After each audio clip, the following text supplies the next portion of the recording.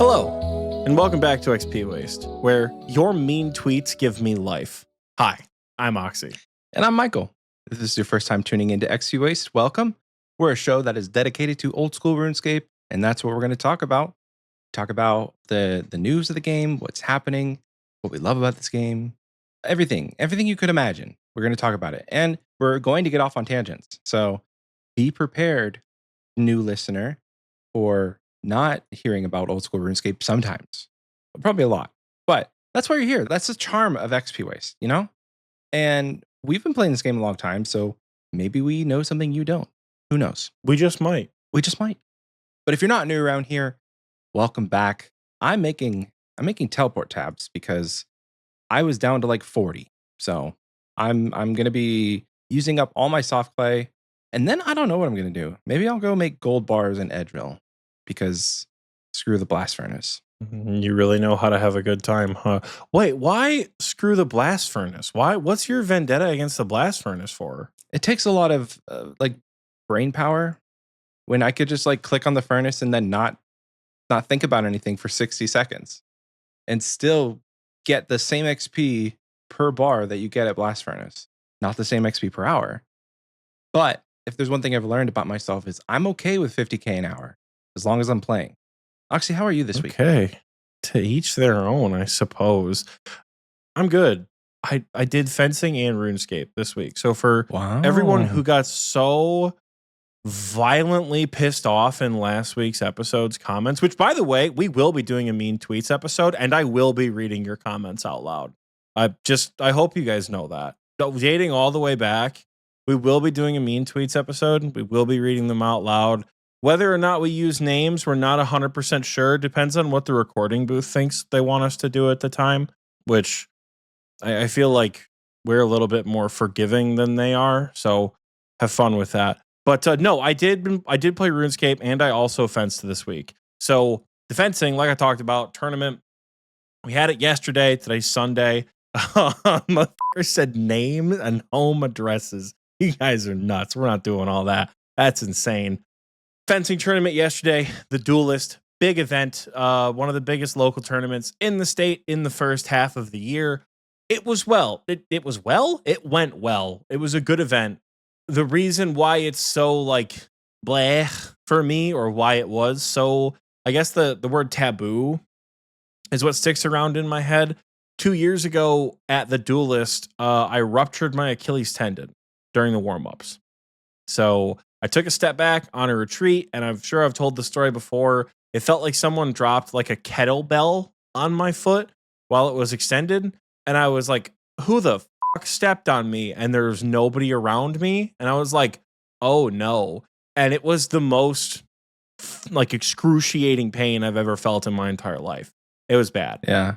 I didn't even make it to pools. I literally got knocked out in the warm-ups, had to medically scratch, and sat there in a wheelchair for 8 hours for the rest of the day with my teammates in the tournament. Like, I was done. It was bad. So last year, I was all excited. I was like, all right, my first tournament back. I'm going to the Duelist. We're going to do this. And then I think the Tuesday before the tournament, they canceled it. The gym that they hold it in was resurfacing the floor, so they canceled it last minute. So I went through months of training and recovery, literally, for the Duelist, because it was going to be like my first real tournament back after the injury, and they fucking canceled it this past season. So I'm like, okay, that's fine. So all year long, it's been like, oh, I bet you're excited for Summer Nationals. I bet you're excited for this. I'm like, no, I'm excited for the Duelist. I want the Duelist 2025 to happen. I'm excited for the Duelist. And it happened. And I kid you not, every single Saber bout on the strip I hurt myself on. I did every pool, I did every warm-up, and I did every DE.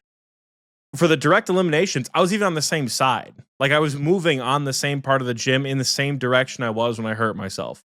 So it was like the first thing I did when I walked in. Like I walked in, the people were like, oh my God, you're here. Hi, welcome back. I'm like, I'm back. I was first one there. Saber was at 8:30 in the morning. I stayed in a hotel and I was like, okay, I'm ready at like 6:45 to get up and go. I slept like shit. I was just like, you know how you just get like the nervous sleep. Yeah. Where you feel like you wake up every like 20, 30 minutes. Terrible. It was terrible. So that's about how I slept.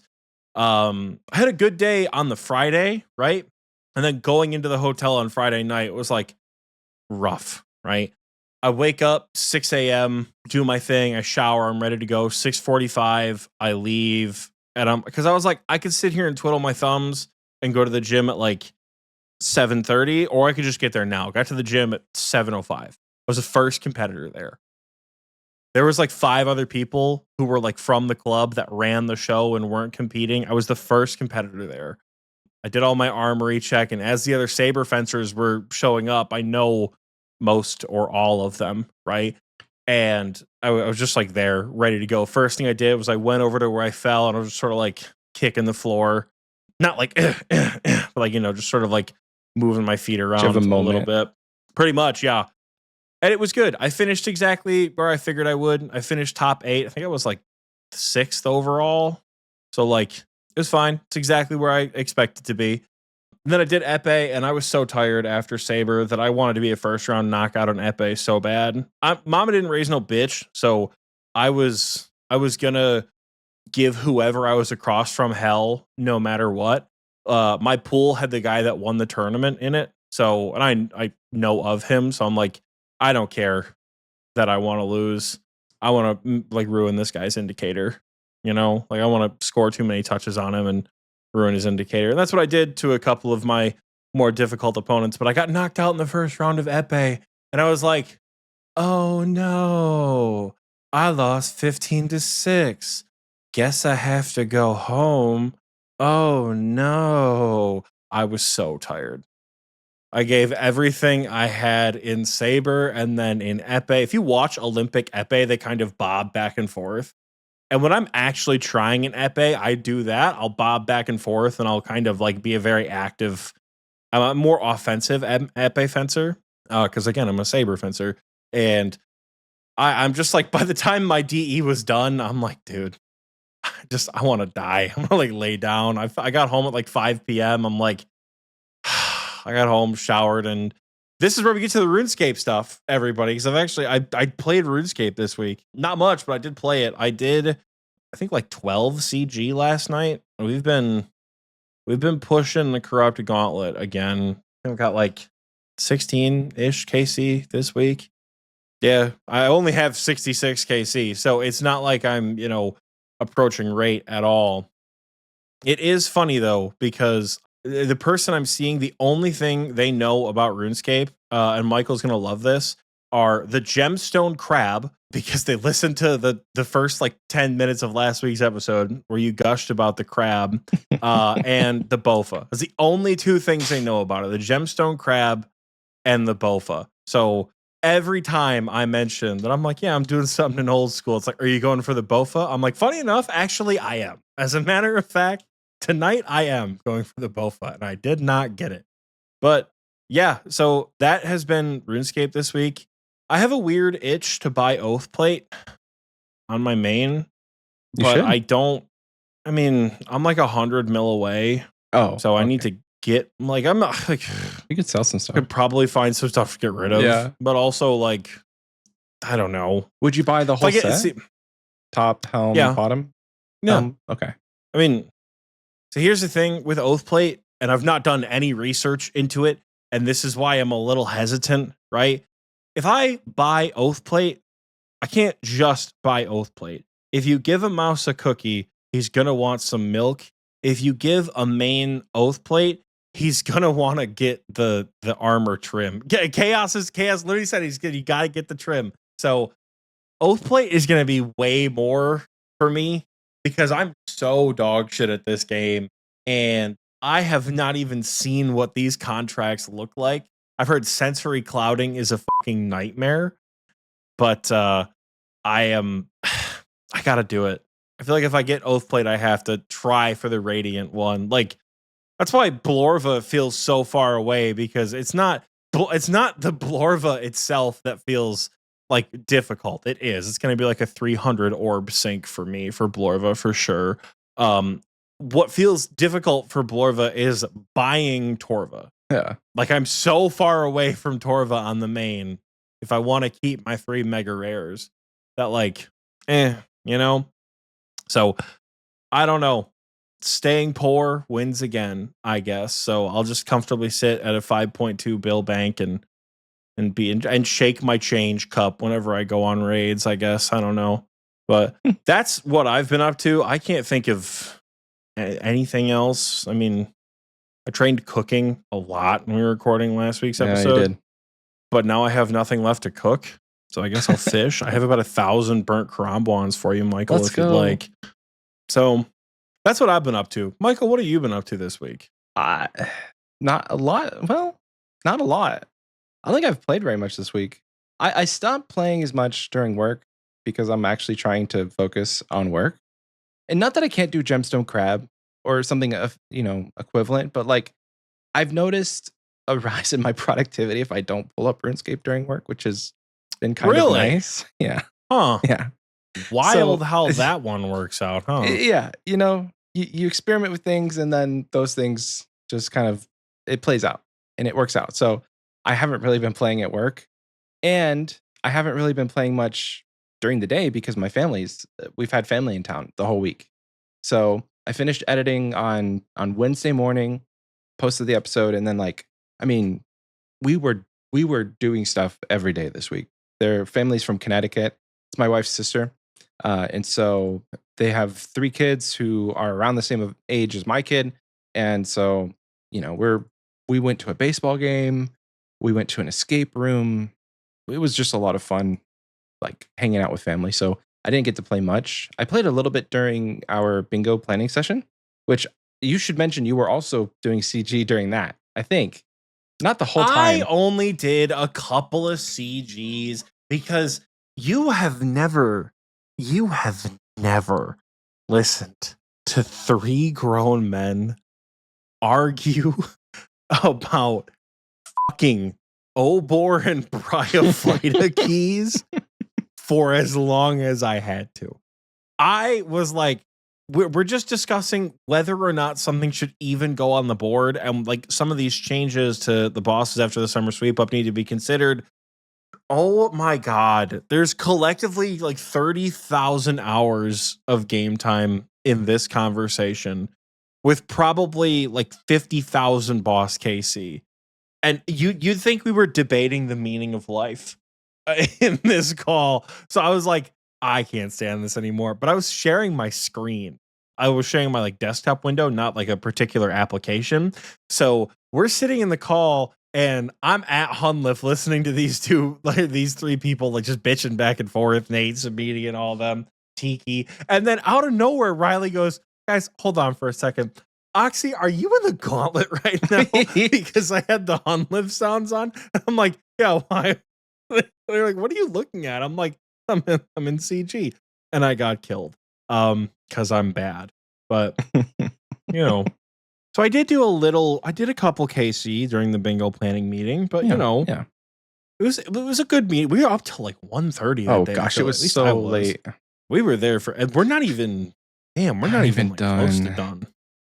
We got to do it all again, baby. We're going to do it all again. I want you guys to look at the calendar right now and realize that it's like the beginning of August and we've announced bingo dates. Bingo dates have been put on the calendar. And if you're not aware and you haven't checked, bingo is going to start November 8th, 2025 and go till November 15th. Signups will begin October 16th. So this year we're trying to be more transparent with our timeline and not just be like, yeah, bingo is sometime and signups are sometime. So for this, which I feel like we don't usually do, we just give less. We're time. vague. I think it's not that we flounder; it's that now we're giving you 2 months notice. So if we have to hear the phrase, "Is it too late to pay my buy-in?" we can just start like attacking people in the streets. Yeah, August 6th is when we announced, and like everything. So it says player signups and buy-ins close on October 30th. You guys know that evening in the US on October 30th is the deadline for your buy-in. You know that now in August. So you don't have to ask. You really shouldn't have to ask. But if you haven't seen it, go and check out the events tab. in our Discord, and signups are going to go out on October 16th. So you don't need to ask. You don't need to ask for at least 2 more months when signups open. They're going to open October 16th, and that's when it'll be. But I say all that to say, if you look at the calendar right now, it's the beginning of August, and we're planning bingo. That's how you know we're dedicated. We got you guys. We got you. The only thing that is going to throw off bingo, and I don't mean ooh, that'll be a little inconvenient, like when leagues came out the day bingo ended or whatever it was last year. The only thing that is going to absolutely derail bingo is sailing. Yeah.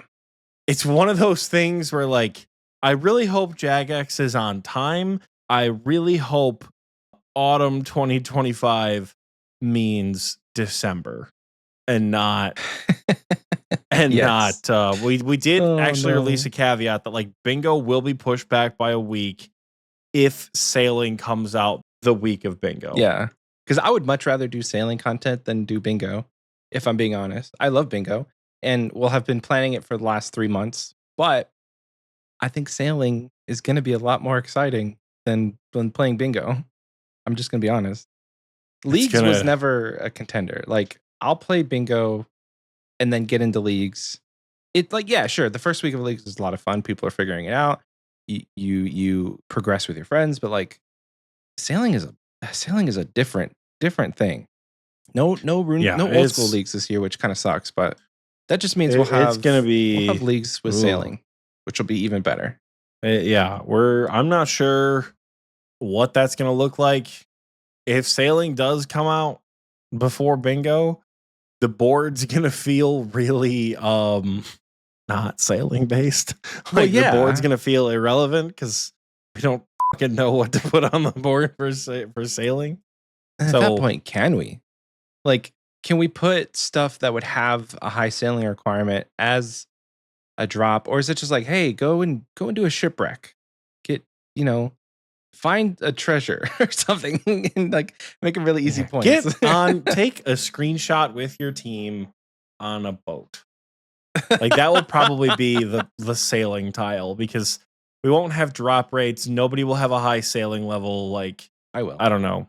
I haven't told you this yet, and this is quite the confession, but I had an urge the other day, and it was something that I didn't think I would ever have, and that urge was to play on my main and like do content on the main. Weirdly enough. Like, I was like, what if? You mean your alternate Iron Man account that can also occasionally use the Grand Exchange by talking and trading with other players? That's the one. That's the one I'm talking about. The Bloodhound, the Max main, the one that can just buy stuff willy nilly. But like, I was thinking, like, what would it feel like to go on a Chambers with a main? Would it feel weird? Would it feel fun? Would it be fun? I don't know. What do you even have on your main? I don't know. Pull up the mains bank, Michael. What do you have on the main? What are we taking to Chambers with the main? Oh my gosh. Are we doing a main account Chambers round? Do you want to do a duo Chambers after this, Michael, with your main account? I would. The cheeky duo. We could do a cheeky duo Chambers. And then we get a T-bow after this. Both of us are decked out in Radiant Oathplate. Well, let's not. No. If Michael gets Radiant Oathplate on his main account, I feel like I need to forfeit something.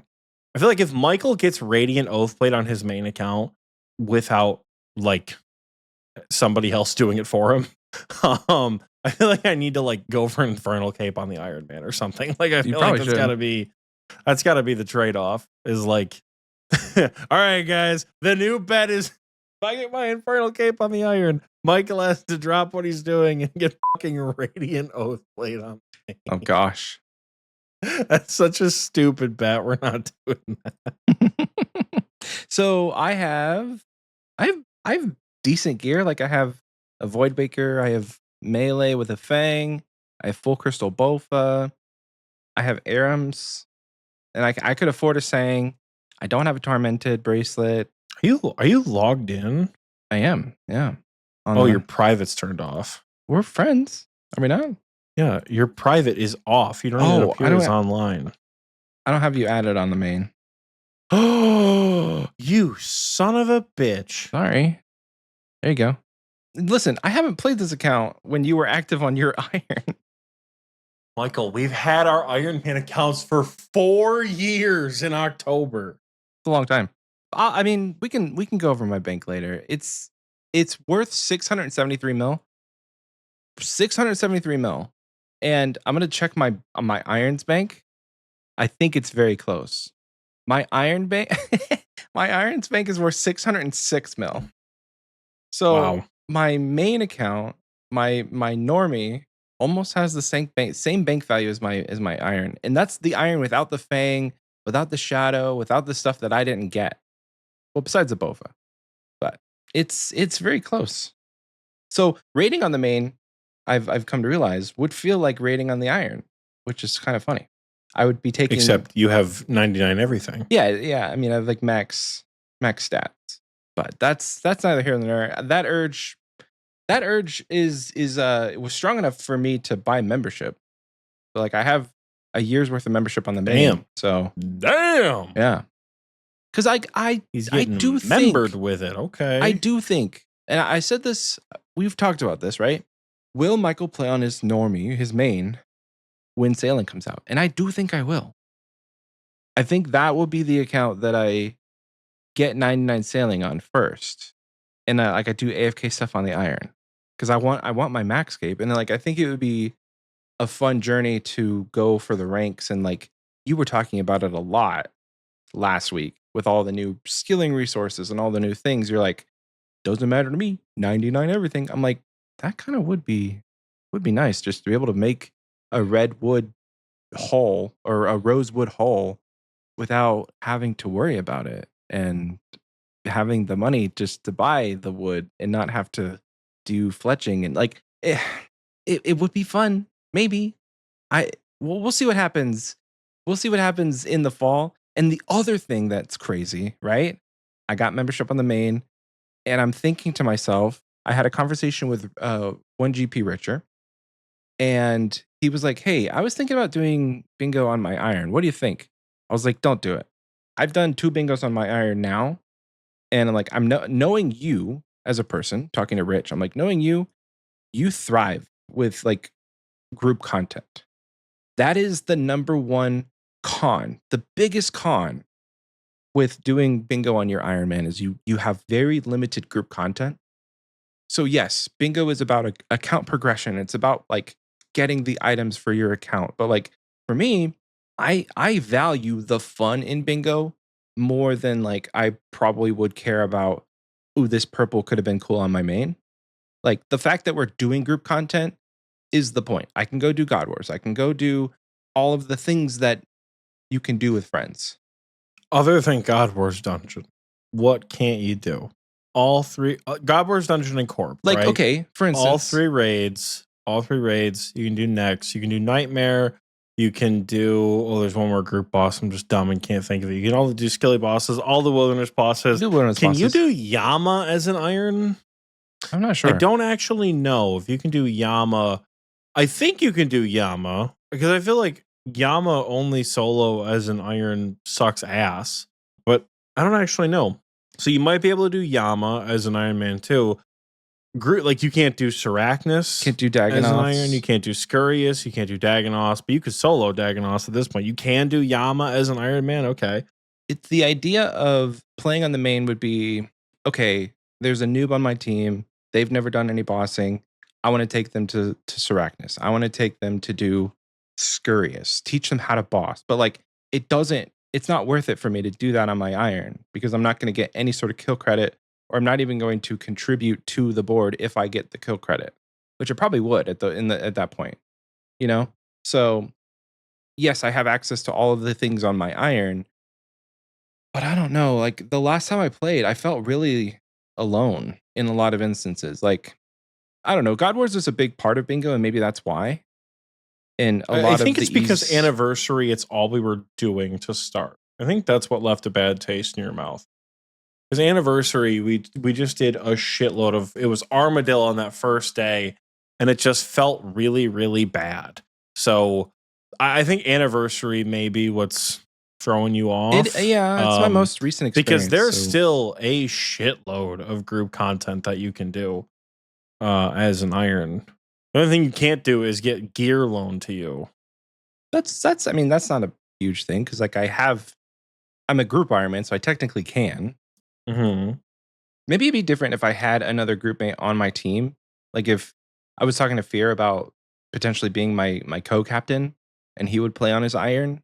So then I would have a guaranteed friend that I can go do group content with.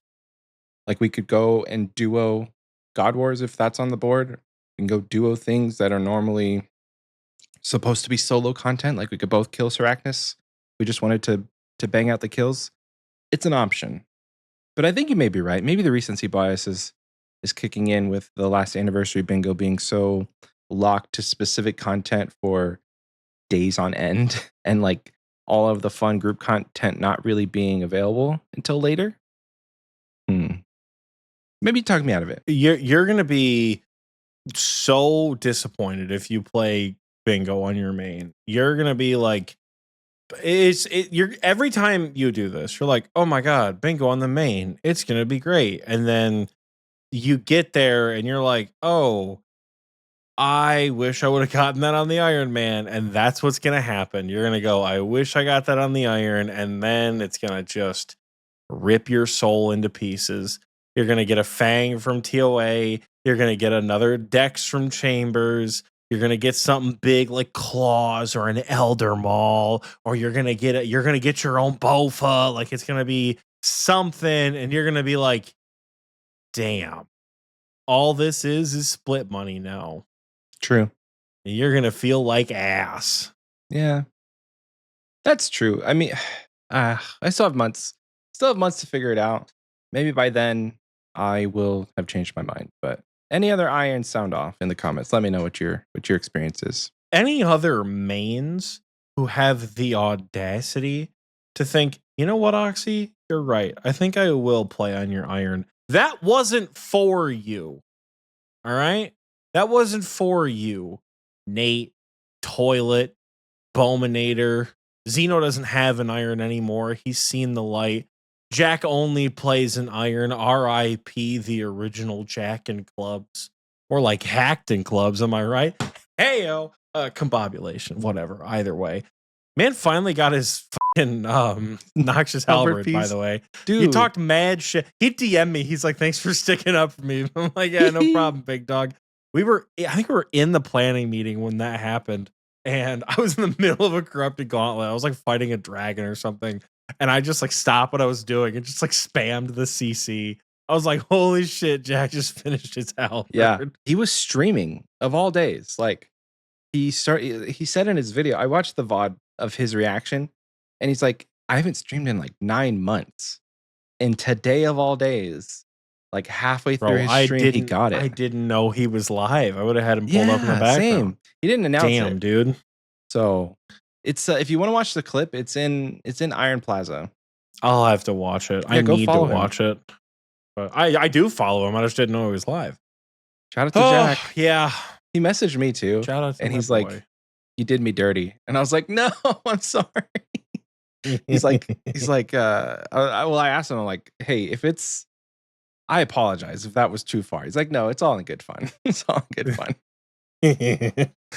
So we're talking a lot about account progression and how we're playing and what we're doing with upgrades and what the importance of money is and blah, blah, blah, and main account supremacy, all that. But what we're here to talk about today isn't so far off from that. It's true. Because today, Michael and I finally decided to get off our asses and do the what to do with your first 200 mil episode that we've talked about.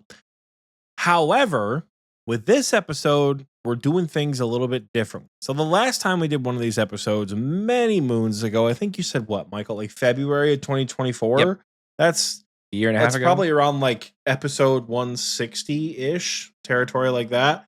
141. Maybe episode 141. Pineapple juice something. No, it's 151. Never mind. Anyways, this time it's going to be a little bit different. So instead of just like naming off items back and forth, we decided to make like boss lists, if that makes sense. Like you have 200 mil and you want to kill bosses. You have 200 mil and you're on the wiki, on the money making page, and you're looking up the most profitable items per hour. What do you do if you only have 200 mil?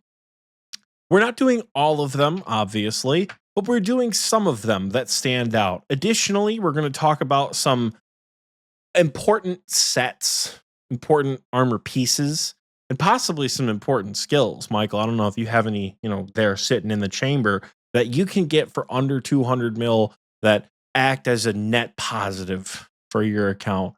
So where do we want to start? Would we like to start with my beloved or with your beloved? Well, here's a fun fact. In the description of the episode where we did the 100 mil, we listed every item and the price. So do you want to just go over that real quick? And I pasted it in our document just to see how things have changed. We have seen some changes. Damn, Arams has fallen a little bit. The Fang is somehow the same price. The Fang, 25 mil a year and a half ago. It's 25 mil now. It fell. I feel like the Fang has gone up in price because of these TOA changes. That's true. That bitch fell to like 15 mil, 11 mil. That was almost like at one point. Yeah, it was single digits. That's because of the TOA changes. Thank God. But all the Zenite jewelry has like stayed relatively the same, but it's gone up recently because of some changes that they've made with like the Raincore and the Confliction gauntlets, giving it a little bit more value. But overall, they were about 16 mil a year and a half ago. Zerker Ring is about the same. We have the Lightbearer on there. The Lightbearer has shot up also. A year and a half ago, the Lightbearer was 3 mil. I think now, what are we looking at for the Lightbearer? 5 mil? Oh, 5 mil. It hasn't really shot up. Okay, never mind. I thought the Lightbearer was like hasn't 12 done mil. That much shooting, but okay. I thought it was a lot. Never mind. But for the most part, a lot of the stuff on these lists are gonna be the same. I'm not gonna lie to you. There are staple items within RuneScape that almost never change, or probably won't change for the mid game, the early end game, if you will. And that's the key. It's not that they don't ever change and get better. It's that they don't ever change to the point where you like have under 500 mil in your bank. Yeah, they're always going to be about the same kinds of items because RuneScape expands laterally very well. So I'm sure there are some things that have been added that we can talk about, and there have been since the last time we did that episode. So we talked about some of the old stuff on there. This is such a general list. Like 100 mil, this doesn't even feel like, I don't know. This isn't targeted at all. This isn't targeted from our last episode. It's just like random shit you can buy for 100 mil. We have heard feedback from this episode, and a lot of people said this gave people a direction to go in, which is great. And that's why we're doing this episode again, but with a higher budget, because if you account for inflation and things like that, 200 mil probably feels relatively close to what 100 mil felt like potentially a year and a half ago. And while some of the stuff is the same, you've probably got more money to work with. I think Michael's projecting IRL nightmare scenario issues over here with inflation. Look at the cost of a bond. It could tell a story. That is true. Look at the price of a bond. But a lot of items stay about level except the damn Shadow, which is now 894 mil according to Vague and Void. Why? Which is because TOA stinky, Michael, because TOA stinky. Well, they finally released a boss that's not like you need a Shadow to kill it. So it's fallen from its high seat for a little bit. Tebow back on the menu, boys. What do you mean, Tebow? What do you mean, Tebow back on the menu? Tebow's always. It's called the Tebow Cafe, Michael. It's always been on the menu. The Doom is good. The Tebow is good at Doom, so that's why it's specifically on the menu. Yeah, and Confliction gauntlets don't work with it, but we are getting off track. Oh, okay, we're getting off track. Let's put us back on track. What do we want to start with, Michael? So we have a couple different directions here. What we have on the board that we're looking at right now is we have an all-around Raider build. Michael built this all-around Raider this probably is applicable in all 3 raids. Michael could tell you a little bit more about it. We have a big money raider, which is basically just an extra 200 mil worth of stuff. We have Hydra, we have the Duke, and we have my personal favorite role, the E-Girl DPS at top. Which would you like to start with, Michael? What do you think? I'm not biased because it is Oxie approved, but the all-around raider is a pretty extensive list. Well, like it could get you well on your way with your first 200 mil. If you're looking to fill in the cracks of gear that you may not have thought about, that one's going to get you a pretty well-balanced Then start there, menu. Michael. We got a shitload of weapons up here. Talk to us about some of these weapons. Okay. Why are they on this all-around raider list? Yeah. I feel like we should put this on screen in case people are looking at it, like watching the YouTube video or the Spotify video, which I watched last week, by the way, you clown face emoji fuck. We should put this on screen somewhere. And I'm here. You're just mad because I know the game better than you can play. Oh, you know? Well, you got played. You can admit that. I did not. You expected me to cut it, and I just put a clown face on there. You were. Michael sent me a text. That was one hell of a night. I woke up to a really, really sweet text that I might save for the Mean Tweets episode. Looked at it at about 6 o'clock in the morning and went, cool.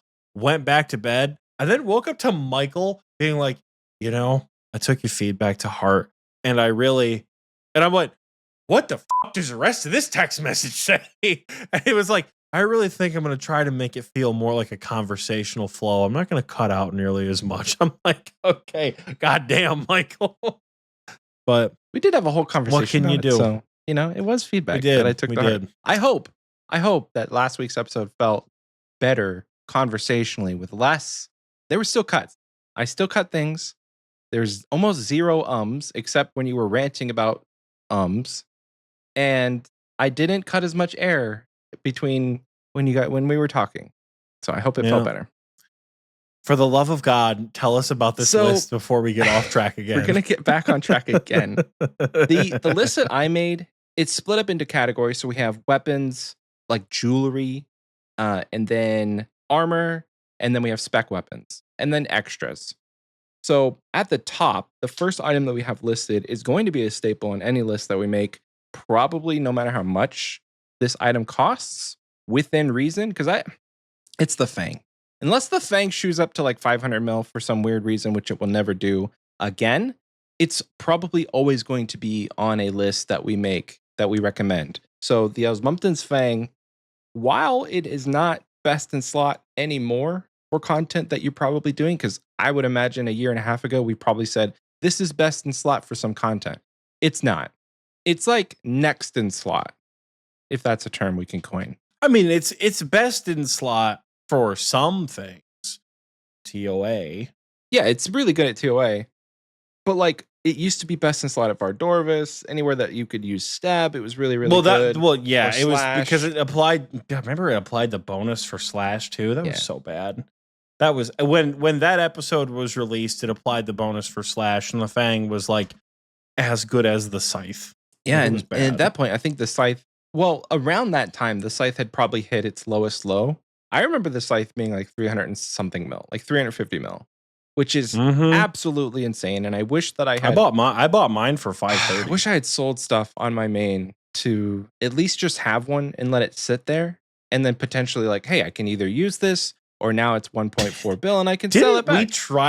Didn't we try to get you to buy a scythe? You probably did. I feel like we had this conversation where we really tried to like adamantly bully Michael into getting a scythe, and he was just like, "Guys, I'm never gonna use it." We're like, "Learn Tob, you bitch." He's like, "No, I don't. I'm maxing. I don't want to do that. Or I'm playing on my iron." I'm kicking myself. We really for that one. tried to get Michael to buy a scythe for a while. I don't think a mega rare will ever dip that low again. I think Jagex is. They're probably aware. Shadow's on its way, baby. Shadow's on its way. I will be surprised, and we can go back to this timestamp and quote myself. I will be surprised if the shadow goes any lower than like maybe 700 mil. Like to see a mega rare from a raid go to 350 mil, that is something we will never see again. That's unprecedented. Anyway, moving on. Once you grab your Fang, you're going to use it everywhere. A more niche weapon that you probably want to pick up is going to be the Zombie Axe. Now, it has a lot of uses, but as a crush weapon, it is very, very good. It is comparable to the Whip in certain situations where you need a high strength bonus. It has a higher strength bonus than the Whip. And the like for 1.6 mil, it's really not a bad pickup. You could keep this in your arsenal for plenty of bosses. I like on my Iron, I use it at Tecton if I don't have the Fang. It's pretty good there. And that's why I would say for an all-around raider, take it to Tob, take it to Toa. Maybe not Toa. Definitely take it to Chambers for that one time that you use it at Tecton. But for a crush weapon, it's very decent. If you're going to be doing any sort of wildy bosses, you're going to do Seracnus, Zombie Axe is good. You can get your own from the zombies after you do Defender of Varrock. But if you want to buy one, 1.6 mil, not terrible. Also, don't take this to Tob. Don't do it. Yeah, I guess other than like what, Sodaseg, you wouldn't use it anywhere else? I mean, can you use it at Zarpus? Use Fang at Sodaseg. If you don't have a Fang. But if you're following this list, you do. You're following the list. You should have a Fang. You're following the list. Following the list, you should have a Fang. But maybe your group mate stole your Fang if you're playing on an Iron Man. But you're not, because you're buying this stuff from the GE. This is for the individual who occasionally, but always has access to the facility known as the Grand Exchange. That is who this list is for. If we didn't say it from the top, make it drop. Coming back for a second time around, this next item is the Trident of the Swamp, which, funny enough, is the same price as it was a year and a half ago. The Trident, the fully charged Trident, actually, last time was 4.1 mil. I don't know what a fully charged Trident is now. Probably a little bit more than that. But at least the base variant of the Trident uncharged is about 4 mil. To charge it, it's really not going to be that bad. Runes have not skyrocketed, at least the ones you put in here.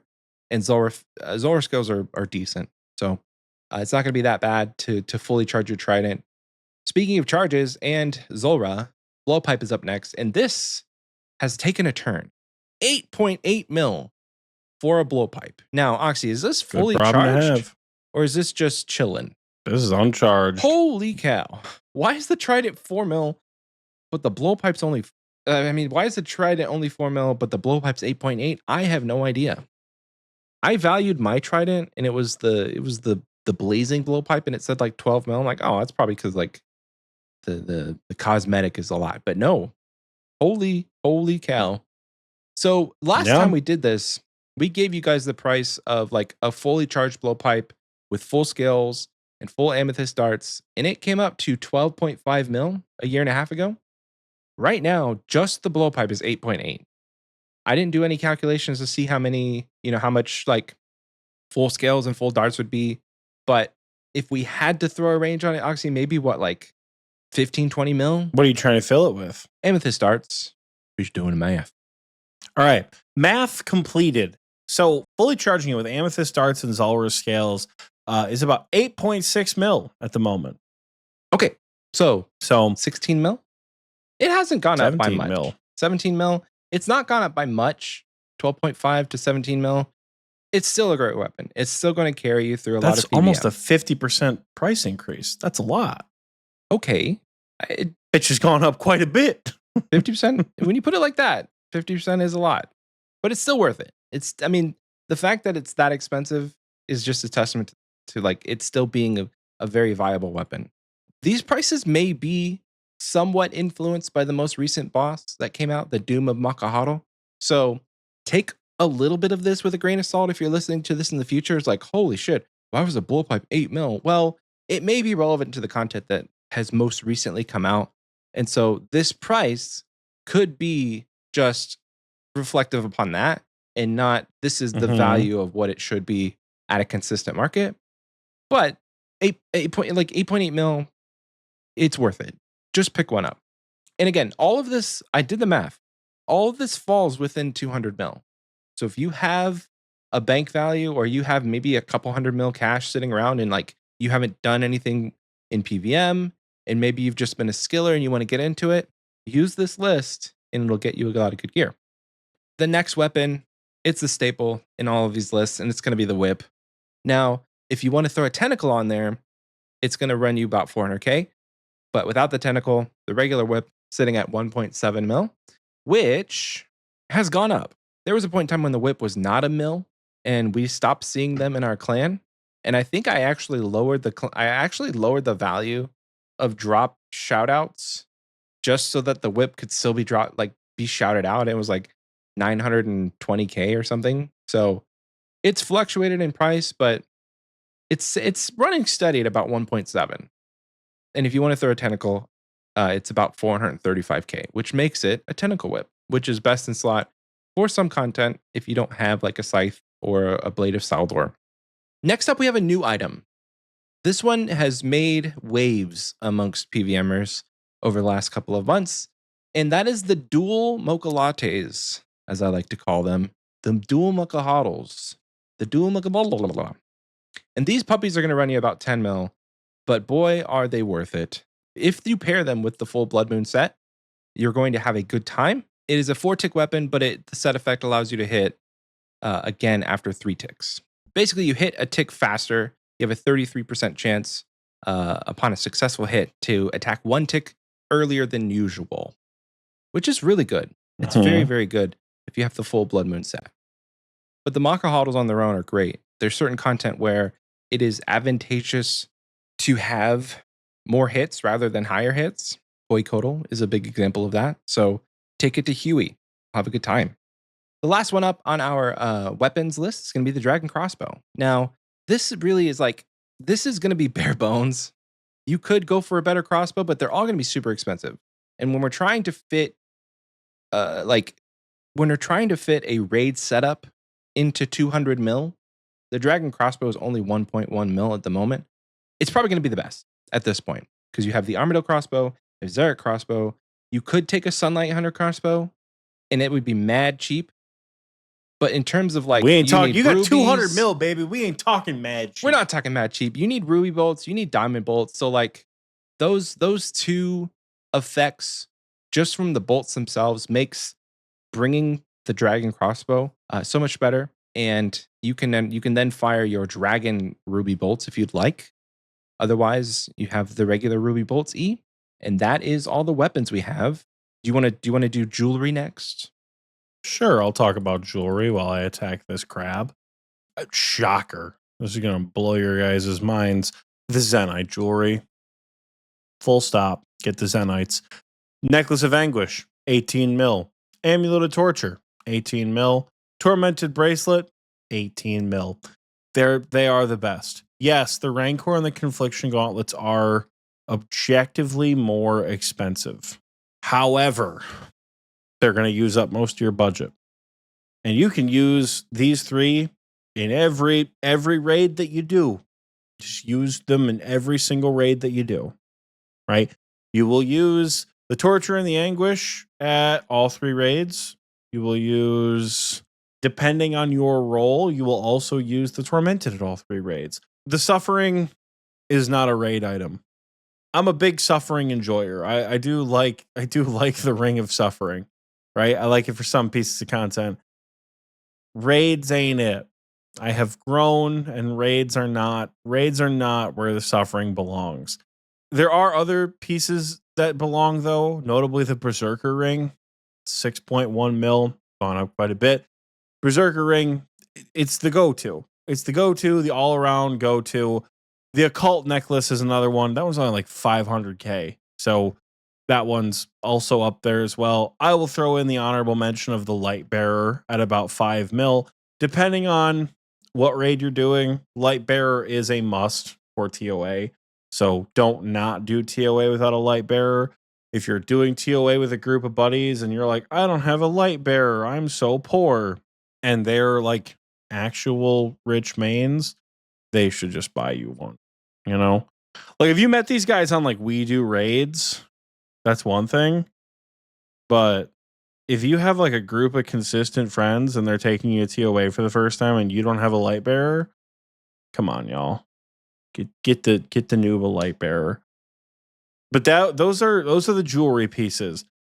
It's about, you figure whatever 18 times 3 is, which I'm gonna guess is like 40 something. No, it's 54. 54. 54. It's 54 plus 54 mil. 60 is jewelry. 61 mil for jewelry total. Yeah, about 61 mil. 61 Millington for bits and baubles and jewels of all sorts. And you won't just use these in raids. These are like the necklaces and the bracelet are going to be things you bring everywhere else. If you have an extra 20 mil after all is said and done, pick up a Suffering.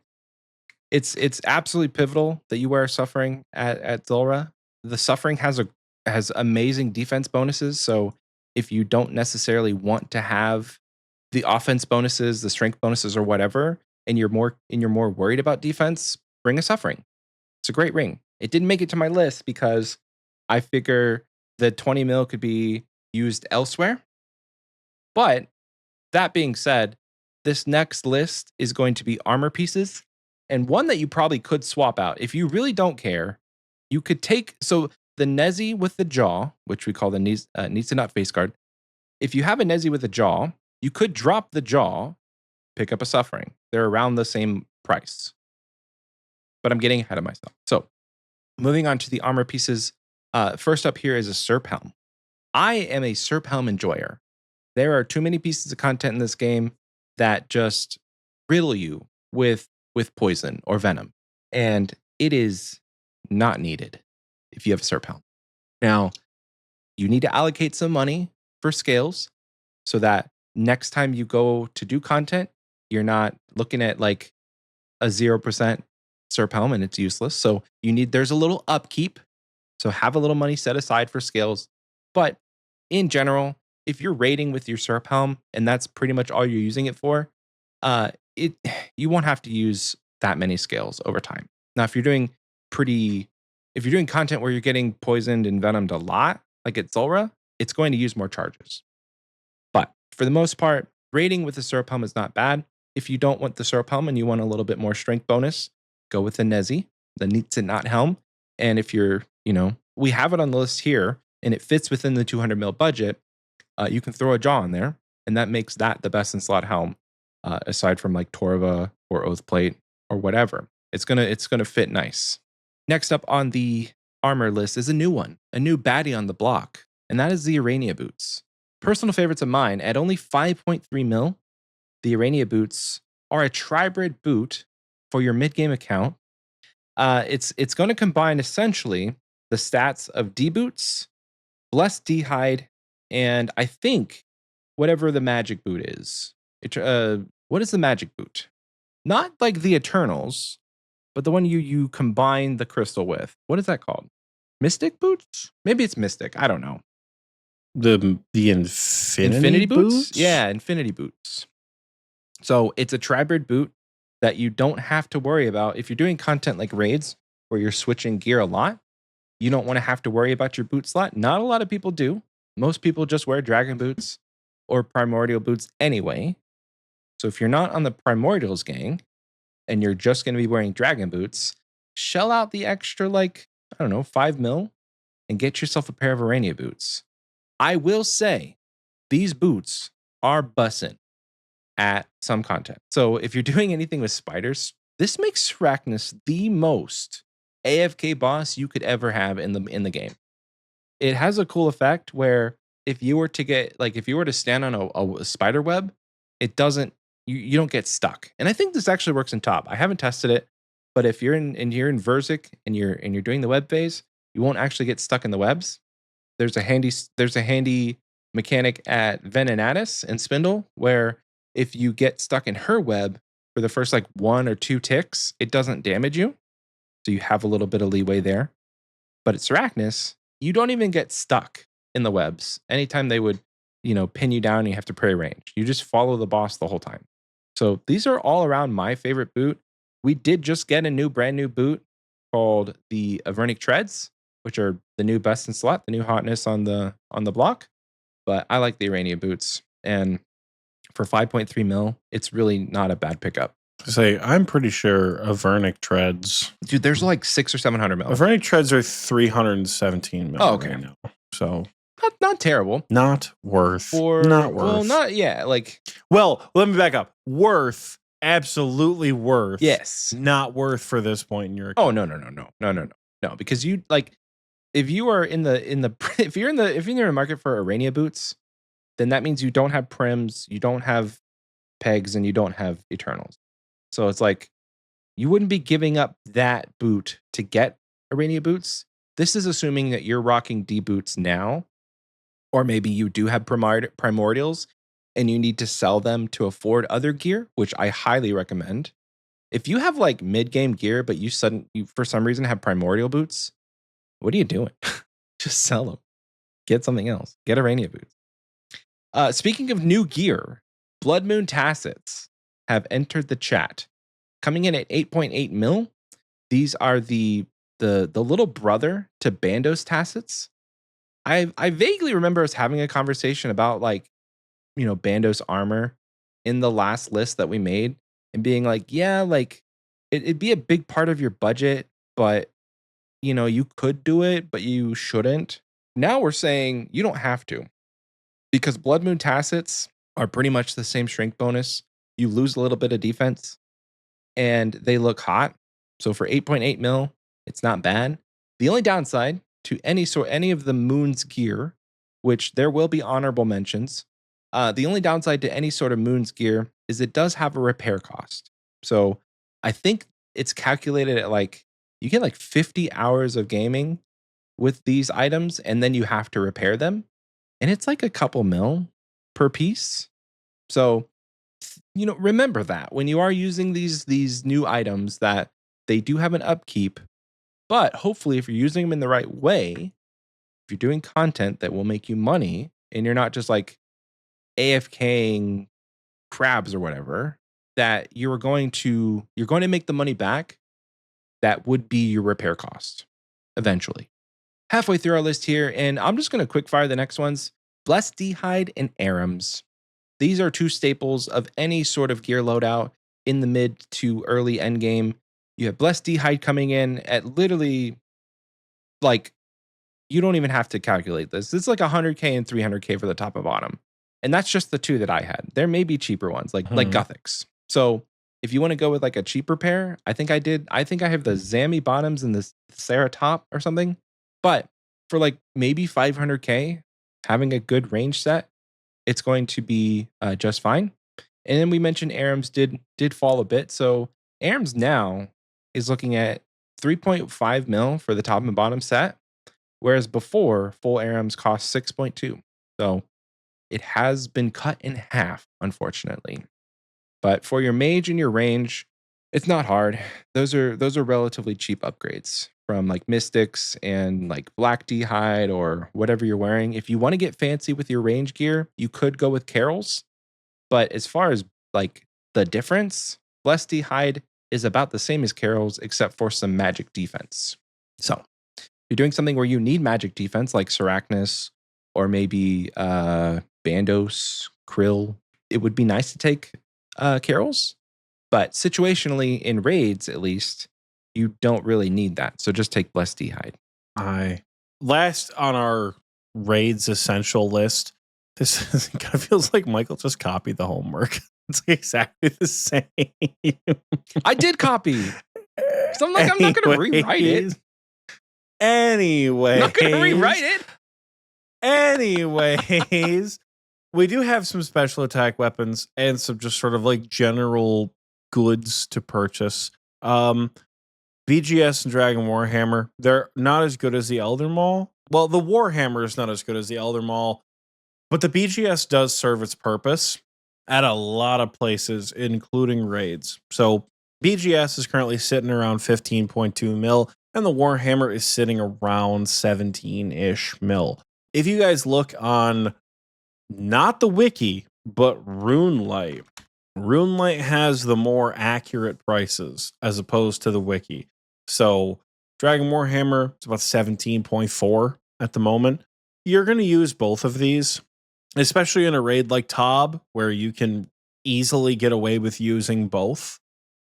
Both are good to have. They both have their different unique situations and scenarios, but they are necessary. 100% necessary to have.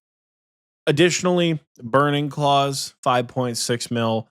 Obviously, these aren't the best in slot DPS weapons, but if we have a budget of strictly 200 mil, the Burning Claws are efficient at killing things. Shocker, I know. I think the Burning Claws might be the new BIS at TOA. Correct me if I'm wrong. They might be the new BIS for the core. Because you get the burn and effect? You can use them. I don't know if the burn effect affects the core, but I think it might just be more damage than the DDS, but I'm not 100% sure. They also are a half decent substitute for claws at top. The Burning Claws, apparently, according to Soggy, are also good against demons outside of raiding, notably, I imagine, Krill, Yama, the Duke, things like that, where Burning Claws are nice to have. They're also a good KO weapon if you're trying to just kill any other random bosses. Other random extras, it's literally one item that Michael has on here, and it's for chambers, and it's the Dragon Pickaxe, which you probably don't need to buy. You don't need to. But here's the thing. You're not poor, right? And for the e-girl DPS section that I wrote this morning, that's what I thought when writing these sections is you're not poor. You know, you're not poor, not doing whatever. Get the Dragon Pickaxe, 1.1 mil. We left some room to play with, like purchasing supplies, ammunition, things of that nature. And then also it kind of goes without saying that there are some untradables you're going to need to have, notably your Mage Arena 2 cape, your Infernal cape, your quiver. I almost said fire cape. It's on there. And then you could also have things like your torso. I see Michael only has Blood Moon Tassets on here, so torso is probably important to have. You could. Barrow's Gloves and Dragon Defender are the other two. It was the things that were missing. So like we didn't mention many glove options. We didn't mention many offhands, and I didn't mention any like tops for melee. So that's why I'm like, it goes without saying these are the things that fill in those slots. Capes are always going to be the untradeable thing, but torso's free. B gloves, you just got to do quests, and they cost almost nothing. Torso you could pay for. Do not pay for a torso, please. If you're listening to this, do not pay for a torso. And then the Dragon Defender is free. But if you have some extra money, maybe you got everything, and you're like, man, I have like, I don't know how much an Avernic is right now, but like, if you have Avernic money, 50 mil, you could get an Avernic. It's more strength bonus. Avernic is about 50 beans. Yeah, 50 it's a one-time untradeable upgrade that you'll make, and you'll never think about it again. You're gonna look me in the eyes right now. The Avernic is not part of this 200 mil list. It's not. If you only have 200 mil for PVM supplies, look me in the eyes as I suckle this Shure MV7 microphone. You are not to purchase an Avernic Defender hilt. Do you understand me? Good. It's not worth it. It's 50 mil you do not get back. Now, is the Avernic bad? No. Is the Avernic necessary in end game PVM? Yes, absolutely. Is the Avernic necessary for accounts with less than 300 to 500 mil? No. No, it is not. Because you could put 50 mil into prayer, and that would be good. That's true. Jumping the gun a little bit, but that's very, very true. Very, very, very true. Now, we have done this overall Raider section. I'm going to go over to the e-girl DPS section, and it's going to sound repetitive because the kid who copied the homework turned it in first for the presentation. And then now the original author is going to do some descriptions here. Hey, I will say, before you go, I saw you put Aranea Boots on your list. I did. You got me with the Aranea Boots. You got me because you know what? I was like, you know what? I had Dragon Boots on there originally. And I forgot Aranea Boots existed because I refused to not use Dragon Boots on my main. Like, I could buy them. I'm sitting on like 100 mil cash stack on the main. I could buy Aranea Boots. I just think the Dragon Boots are funny. Ridiculous. Ridiculous. Anyways, I saw them and I'm like, you know what? These people aren't me, and they're also not poor. So we're going to put Aranea Boots on this list. The E-Girl DPS list, I will admit, from what I'm calculating out right now, is approximately 35K over 200 mil. And for that, I do sincerely apologize. I blame the Fang. But before you go, tell the people what E-Girl DPS is, if you weren't going to say it. Oh, so this is Theater of Blood, Thank you. right? If you go on the wiki and you look up money-making guides, currently the best way to make money in the game is the Doom of Macchiato. What do you think the second best way to make money in the game is right now? Next. Wrong. It's the Theater of Blood. The Theater of Blood. Wow. Because Tob is king. It is the best raid in the game. But E-Girl DPS is your like intro role, if you will, at Theater of Blood. E-Girl DPS is very simple. You stand there and you click bosses. There's no freezing mechanics. There's no like, you're not in charge of making sure the pillar stays alive with like freezing the pillars and things like that. I mean, you are in charge of doing the pillars, but you don't take as much gear. The big thing with E-Girl DPS is you take a lot less gear. Now, with this whole list in tow, you need to understand that there is an expectation that you have other pieces of untradeable gear. So before we get into the nitty gritty of the actual equipment itself, there are untradeable gear pieces that I'm going to say should have to get before you start consistently doing this. Now, I know a bunch of people who will take you without this gear because they're good enough to do it. They don't really care. But for your own growth as a player, have these pieces of gear. Full Elite Void. You're only going to use Elite Void range. I'm sick of this. Oh, I only have the one piece. Get Full Elite Void. You're also going to need the Book of the Dead. You're also going to need a Divine Rune pouch, right? If you're getting into the point where you start tobbing, at this point, you should have a Divine Rune pouch, right? Other untradables you're going to need are the Salve Amulet E and the Crystal Halberd, as well as a Defender and whatever your best in slot melee cape is. That's it.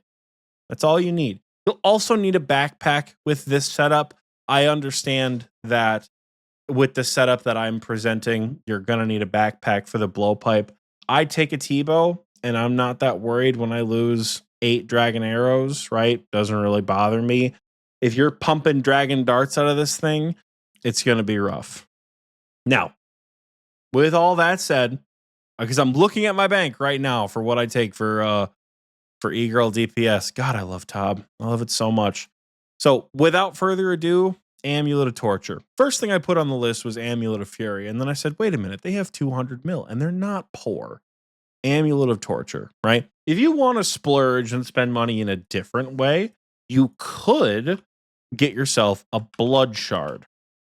Blood Shards are sitting currently at about 8.7 mil. So if you don't want to spend the 18 mil and you already have a Fury, you can buy yourself a Blood Shard and use it at Tob. It is going to make a huge difference, especially at Versic. It's going to make a huge difference. Blood Shards sitting around that 8.6, 8.7 mil mark right now. Pick yourself up one. I might pick myself up a couple because it's actually kind of cheap for Blood Shards. I'm not going to lie. Get one. Next up, Berserker Ring. Imbue that bitch. I don't care how. I'm old school. I'll go to the Nightmare Zone. I don't care how you imbue it. Imbue it however you want. Imbue that bitch. Do not go to Tob with an unimbued Berserker Ring. Don't go anywhere with an unimbued Berserker Ring. Michael brings up an excellent point. Don't go anywhere without an unimbued Berserker Ring. If you're a new Iron Man and you just got your B ring, go get that bitch imbued. It's free. Can you imbue things at Soul Wars? You can. Imbue it at Soul Wars. Imbue it at the stupid PvP minigame that I don't understand. Imbue it at Nightmare Zone. Can you imbue it other places too? Those are the 3. Is that it? That's it. I don't care. Go get it imbued. Those are the rules. Go get it imbued. Like I said, I did look at the plagiarized presentation and think that was actually a really good point. I'm not going to lie. These people have 200 mil. They got money. The Aranea Boots, 5.3 mil. Pick them up. They are not going to save you from every single web at Verzik. I believe they will save you from the first web. I believe that is how it works. Every time she goes into her web special, I believe you will get saved from the first web, but that's it. You cannot freely run over her webs with no consequence. That's what the Aranea Boots will do. And then also, you're not poor. You know, if you want to be cool like me, you can bring dragon boots, right? Only the cool kids take D boots to Tob. With the ornament kit? Which, son of a bitch, I forgot to put that on the list. The ornament kit. Dragon boot ornament kit is going to break the bank at an astonishing 6.5K. So you have to get the Dragon Boots G. You got to get the Machidons, the Dragon Boots G. I'm sorry for not putting it on there. It's funny because later in the list, I do mention ornament kits. You do. That you have to buy them. This is where it starts to differ a little bit. Blood Moon chest. Blood Moon, not the Blood Moon helmet, because you're probably going to bring a jaw, but the Blood Moon chest for 4.8 mil, it is the same strength bonus as Bandos. Fairly sure. Same strength bonus. Inquisitor, Oathplate, Bandos, Blood Moon, all has the exact same strength bonus, and it saves you a little bit of money. It degrades, but you're going to Tob, baby. Armor cost is nothing to you anymore. You don't care. You could going to Tob, you could baby. Upkeep that with enough white light chests. Over Honestly, 50 hours? You could. Yeah. You genuinely could with just white light chests, no purples. Additionally, tassets, you're going to get the chest and the tassets. And then the jaw, like we talked about. I think Michael did mention the jaw. It's about 17 mil. This is the Nate is not face guard. You stick the jaw on the Nezzy helm. I'm talking like you guys don't know what we're talking about, but I'm still aware of the influx of World of Warcraft players. So I'm trying to like we are actually at a point now with old school where there are a significant group of new players, right? So you guys might not know these things. If that's you, hello, welcome. Hopefully this is an episode you really like, because 200 mil is very achievable if you just start old school and you want to get into bossing. 200 mil is extremely achievable to do. It might not make a good first goal because there are other things like a quest cape that are generally more important to do, but still, it's a good goal to have when you start getting into bossing. It's very attainable. Michael, did you know that the Sanguinesti staff is only 29 mil? That is bonkers. I didn't believe it. Absolutely bonkers. I don't believe it. You wrote it down, but I don't believe you. I didn't believe it either. Trust with Oxie I'll even double check right now. 29 mil? Michael, the Sang staff has fallen since I did this list. My God. 9 hours ago. I get this list at 11:30 in the morning. It is 10 o'clock at night. The Sang staff has fallen from 29.1 to 28.6 mil. Oh. It has dropped 500K in 10 hours, 11 hours, That's however long it's been. Bonkers. It's dropped a lot. It's dropped a little bit. So the Sang staff is pretty cheap. I'm not going to lie. Pick it up. The Sang staff, for what it normally is, pick that bitch up. Even if you guys don't buy any of this other stuff, Sang staff is where it's at. And I believe that is because of the Eye of Ayak sitting where the Sang staff was at about 83 mil. Also not a So bad the Eye of pickup. Ayak, it's not a bad pickup if you have the ducats, but the Sang staff is at about 30 mil. It might be that the Trident of the Swamp truly falls into its place in the mid game. Yeah. And the Sanguinesti staff takes over. So Oxie, for all of the World of Warcraft players out there, why don't you tell them why the Sang staff is a good pickup and why we're saying this is bonkers?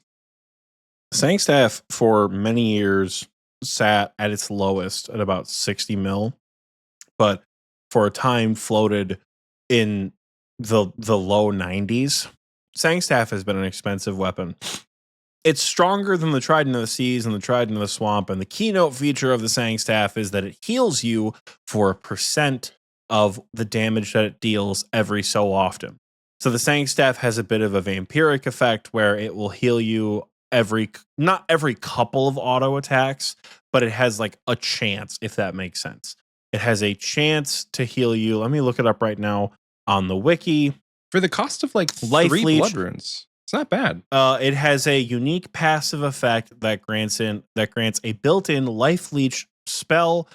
Successful hits with the spell have a 1 in 6 chance of healing the user for half the amount of hit points damage dealt to the target. So in practice, the Sang Staff heals about 8% of the damage dealt in total throughout a fight, which Beautiful. Is a lot. It's a lot of healing, like especially if you're doing like the mage skip roll at Chambers. That's less bruise you have to worry about because you're going to take damage being the skipper. You are going to take damage at places that give you chip damage. So the Sang is not a bad realistically, anywhere you use mage as like the primary weapon, Sang Staff is nice. It's nice for TOA too. Like the Sang Staff is pretty juicy in TOA. I think Bofa is better at Wardens than Sang Staff. I think. Because I think it goes like Bofa, T-Bow, Shadow. I think. But if for some reason you have a Sang Staff and not a Bofa, I don't know. Yeah, hidden gem for the Sang Staff is Kraken. Just being able to AFK Kraken a little bit harder. Oh, but you AFK the shit out of it, let me tell you. But it is a little bit more expensive. I think Michael's right. I think it's 3 blood runes. Per cast, yeah. It's 3 per cast, which really isn't too bad. So filling it up with 60,000 blood runes is about 12.5 mil. Oh, easy. This is going to get you 20,000 shots. The money you save with the Sang Staff, you can put towards blood runes. Or something to think about. Go in AFK blood runes on your spare time, and then they're free. You know what? You could AFK blood runes in your spare time. You could buy a Sang Staff just to AFK your blood runes. It's I not have hard. a Trident of the Swamp on here, but I don't think we're going to use it. Put it away. I didn't calculate it in. Put it away. I didn't calculate it in. Well, because when I was making the list, I'm like, okay, we probably have to take into consideration we may need a cheaper option on there. I'll put it on there, but damn, 28.5. Get a Sang Staff, you guys. It's going to be where it's at. Shockingly enough, Michael, the BGS and the Warhammer are on here too. Yeah, now, of course they are.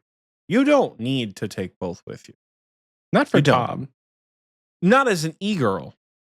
You don't need to. But I'll tell you this. You want to make a good impression with your raid team? You roll up with all the untradables we told you to get, and they say, "What do you got for a spec weapon, Mr. Zero KC?" And you say, "I got a Warhammer and a BGS." They're gonna go, "Oh, excellent." And it's your pick. It's your cream of the crop. You can take whatever you want. Probably have you take a hammer, but the BGS is also very useful, especially if you got someone bringing the tonsil sticks, the tonal sticks for Maiden. Ooh, beautiful, right? You roll up and say, "Don't worry, guys, I can take BGS." Ooh, that's good raid etiquette right there. Beautiful. You know, as the e-girl, as the low KC e-girl offering to bring a BGS, even if they tell you no, the Warhammer's fine. It's good practice, right? It's like when you go to God Wars and you bring Vengeance and Potshare and you're the tank. Ooh, that's just good PVM etiquette right there. So I have both on this list. Both are factored into this 200 mil price tag. But realistically, you're only going to need one, especially if you're doing the e-girl roll. Again, e-girl, the main intention of e-girl DPS is to bring less things with you so you have more room for supplies. Right? I bring a bunch of shit with me to the e-girl DPS roll, and this is what I based it off of. I didn't skimp, right? I fully expect you to have a layout that looks relatively similar to this one here. I'm going to post it in the recording booth chat. I don't know if Michael wants to put it on screen right now or not. You can out me for the way I keep shit in my bank. I don't really care. Your inventory could very well look like that. This is what this list is based for. So have both the hammer and the BGS. Though I realize the BGS is not in that. Is it? No, it's not. I guess I'd take that for North Freeze. Who knows? Who cares? Anyways, have both. I'm talking a lot, but I can continue to keep talking. This is your baby, apparently. I mean, I gotta tell you, this is your baby. Girl DPS roll. Yeah, how about Michael? Give us a couple. Give us the next like 3 or 4. Okay. Give us the next like let us know. So a new contender to this entire list here, something that I didn't copy over, is the Hydra Leather, which is going to be an upgrade for your Barrows gloves to make them into ferocious gloves. Especially for melee, this is key. For 14.3 mil, this is one of those upgrades that you have and you don't think about. You kind of buy it, forget it, use it, don't think about selling it, because you can still go back and like buy another pair of Barrows gloves. There are certain pieces of content where the ferocious gloves is not better than the Barrows gloves, so you'd want to swap them out depending on use case. But for where's the best place that you use melee that you bring the Barrows gloves over the ferocious gloves? I gotta love with you, dude. I haven't used ferocious gloves for like 2 years, so I have no idea. No idea? Well, now we're learning today, baby. The ferocious gloves are best in slot for melee everywhere except the wilderness. Oh, okay. Ferocious gloves are still objectively better in the wilderness. They still offer a higher strength bonus. But you got 200 mil to spend. Look me in the eyes. What are you? Poor? Buy some Barrows gloves. Take them into the wilderness. That's why we bring them in there. I guess. Because you can lose them and it doesn't matter. You can lose them and it just doesn't matter. Sure. Another spec weapon is going to be the Burning Claws. So I don't think Oxie mentioned it before, but this is like the little brother to the Dragon Claws. If you're new to RuneScape or you're coming back and you're like, holy, what are Burning Claws? Like, what the heck? It's basically the little brother to the Dragon Claws, the same spec, essentially, swing, but it adds the burn effect when you use the spec and you hit 4 times. Relatively cheap. Also, at 5 points. Importantly, it's not swing. It's just swing. Okay. You know? Yeah, very important. It's swing. Yeah. You only hit 3 times and you only get swing.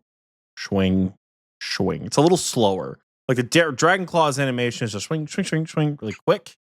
And the Burning Claws is a little more like you're kind of like posing a little bit more. You're like,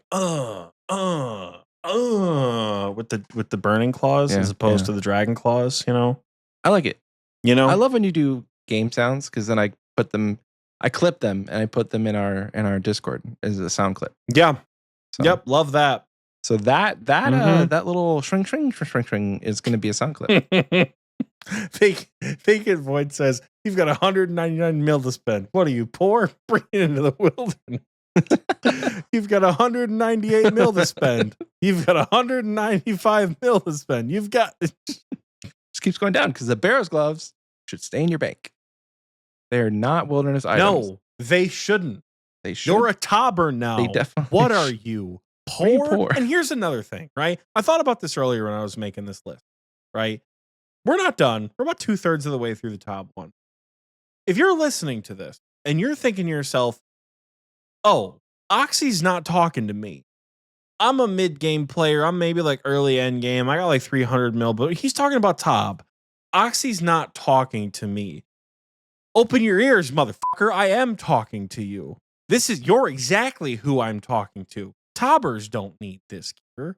Tobbers have this shit and shit that's better. They've got their Radiant Oath Plate and their Blorva and their Scythes. They don't need Blood Moon. They know how to do the content. You are coming in, buying this gear, and you will be prepared. You probably need some stats. Don't go in there with like base 70s. You're going to get laughed out of the joint with base 70 combats. But you've got raid level stats. You've got TOA stats. You've got chamber stats. You're pushing mid 80s, low 90s, right? For combats. You roll up with this shopping list of stuff, you will go on raids. And you'll be way more prepared than any other learner could possibly be. So I promise you, get this stuff. I am talking to you. I am not talking to the end game HLC. I am talking to you, the 0KC. Get this stuff. Speaking of getting it, what's next on the list, Michael? We got the Blowpipe, the Old Faithful. Talked about the Blowpipe before. Old Faithful. Still relevant within a raid because it shoots fast. Pew, pew, pew. Next one up, the Swift Blade, sitting at 4.9 mil. I'm guessing this is going to be for crabs, Nilos. And I'm also guessing it's because it hits fast. It was like a 2-tick or a 3-tick? The 3-tick. It's a 3-tick blade. Well, okay. Vacant Void says brings up ham joint. Ham joint superiority. Ham joint supremacy. Wrong. Just, I don't know how else to word it than incorrect. It's a way to word it right there. Not as good as the Swift Blade, but there is a caveat. So, explanation, in case you're curious. Why do you need a blowpipe if you're E-Girl DPS? Number one, you need a blowpipe to range Nilo boss. Bofa sucks ass at Tob. Do not take Bofa to Tob. Take Elite Void range, take a backpack, and take your blowpipe. It's also good for Zarpus. That's what you're doing. As a learner. It's good for Zarpus because you don't know how to walk yet. And honestly, good for Maiden. Yeah, agree. Good for Maiden. Oh, look at that. Holy shit. The top 3 crab crushers were Pickle Bick, Large Penis, and the Oxie fans. That's a screenshot if I've ever seen one. I encourage learners to use melee at Maiden because it's what most people use, right? It's just common practice. So I encourage you to use melee at Maiden, but if you don't, it's not the end of the world. The blowpipe will get you in the right where you need to be, and you'll be good. The Swift Blade is the weapon that you're going to use to kill the baby crabs. Now, if you're really strapped for cash, you don't need a Swift Blade. You don't need a ham joint. You can just use your whip. But a new challenger has entered the arena, and talks from the folks at the lab have told me that the sulfur blades are the way to go. That's why they're on this list at only 35K. Yeah, I was questioning that. The sulfur blades are on the list because they're only 35K and they offer a slash bonus. I don't know off the top of my head, but thankfully we have access to the wiki live on the show. I don't know if the Swift Blade offers a slash style. It does. It does have a slash style, right? The sulfur blades are nice because they're nicer towards the end game, if that makes sense. They're nicer towards the end game because they don't require having an offhand. They don't require an Avernic, or they don't require a Dragon Defender. So if you roll into Tob with an Elder Maul and a Scythe and a T-Bow and a Sangstaff, you don't need to have a second defender spot. True. For E-Girl roll. You can use sulfur blades. And the beauty of the sulfur blades, because they're only 35K, drop them. What? You just drop them on the ground like you would a salve. You drop them on the ground like you drop a salve, and you are good to go because you get a stack of these bitches. Michael's making a face. You want to know why Michael's making a face? Because he's not a tobber yet. But look at me. You are. And what are you? Poor? Poor? Just buy more sulfur blades. Drop them bitches on the ground. Oh my gosh, Oxie. And keep an extra inventory spot for a brew. Now, because you will be taking a whip with you, which is actually the next item on the list, the whip and the tentacle, coming in at about 2.1 mil. Do not do Tob without a tentacle. Don't do it.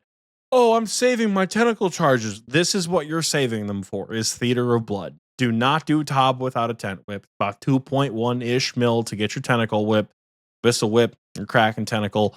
You are using a tentacle, so you're going to have an offhand anyway.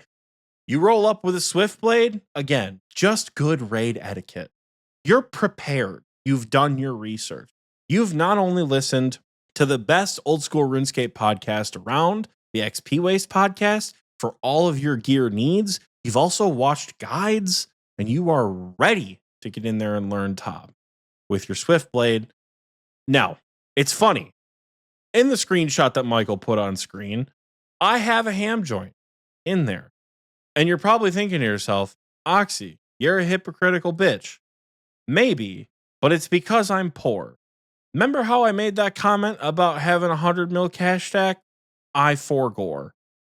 And, whatever. But yeah, anyways. This is like, do as I say, not as I do. Because exactly. Earlier, Thank you, Michael. Do as I say, not as I do. Earlier, you told people to accept items from other players. And that is certainly not your MO. You would never, as a noob, accept a light bearer from anyone. You're like, I gotta earn my own light bearer. For free? No, surely not. There's an item on my account. What's it called? It's black. It's not a weapon. It's kind of like a weapon. It goes in your offhand. Something changed, though. That was pre. What's that item called? No, what's that item called? It's a Vernic, and I bought it for you. Oh, right. You bought my Vernic when they were 60 mil. Because Scape gambled so much that you got so much money from Scape's gambling that you're like, Oxie, I'll buy you an Vernic. And I specifically remember saying, no, don't do that. Don't buy me an Vernic. And you said, yeah, okay, I didn't. Trade screen of Vernic hilt. Immediately, I'm like, guess I'll go f myself. I don't know. It's the same way I got Rigger. Link bought me a dexterous prayer for what, scroll. like 20 something mil. What? It was 27 mil. It was like without asking. Like, sure, you used to, but you don't. You don't generally. It's not even handouts. like trust me. I still didn't back then. But you were socially got forced awkward. upon me by players who had way more money than me at the time. Just too socially awkward. It wasn't a matter of I suddenly stopped accepting gifts. I'm an anxious soul who grew up with low self-esteem. I've never liked receiving gifts. But you can't argue with rich players. You want to know why I know that you can't argue with rich players? Because as a rich player, if you're poor on my bingo team, that's crazy. Take a fucking light bearer. Like, I understand that's how it works with this community, right? Yeah. So that's funny you say it. Just take it. Do as I say, not as I do. You're damn right. That's the whole point of this episode. Take us home, Michael. What are we doing to end top? Well, it seems pretty familiar, but you're going to need an Anguish.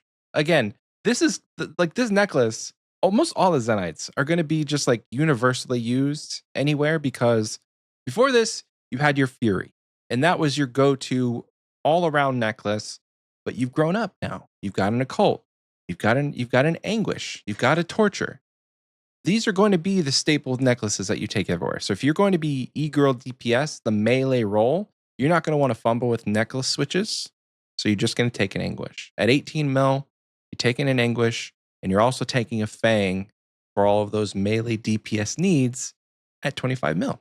Seg. You're taking it for Seg. Right, because you would switch to your tent whip for Verzik. And you're not, I mean, if you want to use melee at Maiden, you would use the tent whip also. It's tent whip everywhere. Seg has a high defense. Bring the Fang. You literally just bring in the Fang for Soda. Maybe the Fang has some use cases at Zarpus. Maybe. I don't know, though. Because I don't use it. Again, Scythe go burr. But I will add the point about the Anguish. For the image that Michael may have put up on screen, you notice that I don't have a backpack. Again, couple dragon arrows, not going to break my bank at Nilo Boss, because that's the only place I use it, right? When you bring a blowpipe, you're going to want a backpack. So, if for some reason you're like, damn, I'm a couple mil short, you don't need to take an Anguish with you. Do not sell your Anguish. Because as Michael and I have discussed many times on the show, Zenite jewelry is essentially an untradeable permanent upgrade. The only time you will be getting rid of Zenite jewelry is when you upgrade it to the Rancor or the Confliction Gauntlets. Yeah. Genuinely, that is the only time. I have had a Torture in my bank for years. Rebuilt all 3 mega weapons, kept all 4 Zenites every single time. Only thing I switched it for was when I got an Araxite Fang from Araxor. I did the animation, stuck it right in. It's cool as shit. Pull out the Rancor, and I've not had a Torture in my bank since. The animation for the gauntlets is cool. Oh, I haven't seen it. Yeah, it's pretty neat. One day, maybe the next time we do this episode, when you're wanting to play around with your first 500 mil in like 2 years, maybe we'll talk about your first. Maybe we'll do the first billion GP episode. That'll be fun. We'll talk about the Anguish upgrade that they put out, because that's the next on the list. I doubt they'll upgrade the suffering. That would be nutty, dude. An Anguish upgrade? Oh, that'd be nutty. It's got to happen. Tebow would be absurd with an Anguish upgrade.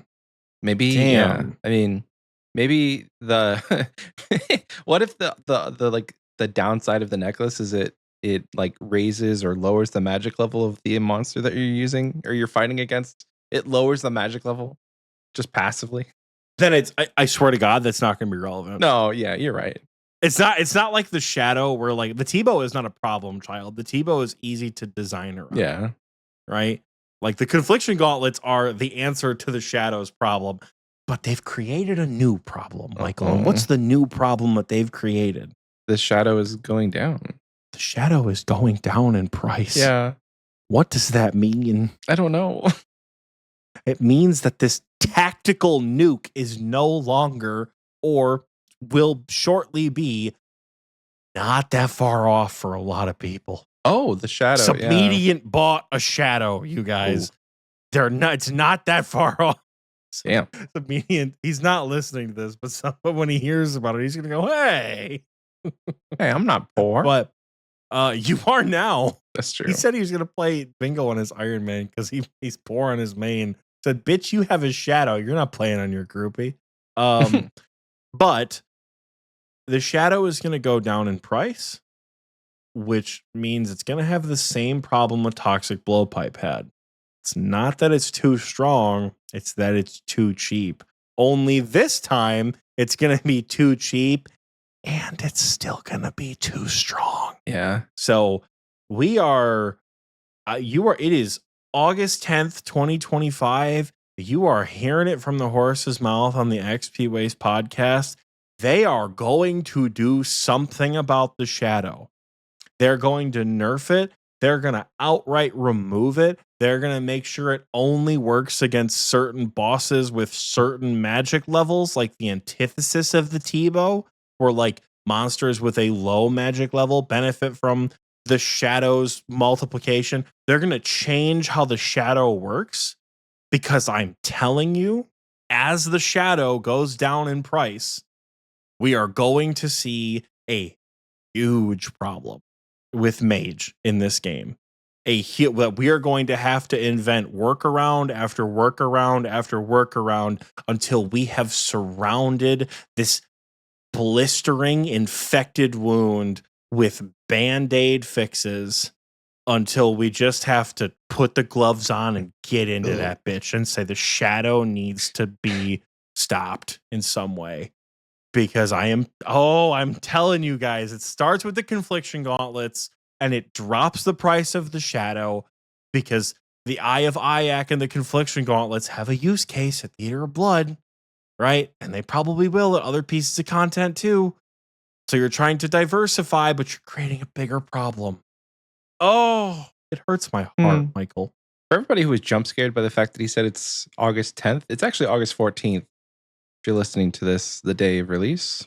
I was like, I sure fucking hope it's not August 14th. Today is August 14th. If you're listening to this live, we are recording on August 10th. Okay, fine. Day of recording. Like, recording on August 10th. So yeah, I don't know. Those are our setups for that's our Theater of Blood setup. You can get more expensive with it. You can get cheaper with it. But you now have gear. If you follow either one of these lists, you have gear for all 3 raids. And raids are some of the best money in the game. They may not necessarily be the best money in the game, unless, of course, you're Tob. They may not be the best money in the game, but they're pretty good money. They're good, consistent money. Raids are good, consistent money. You'll start seeing purples, because purples do, in fact, exist. I don't think I've seen one in my name this year, funny enough. Wow.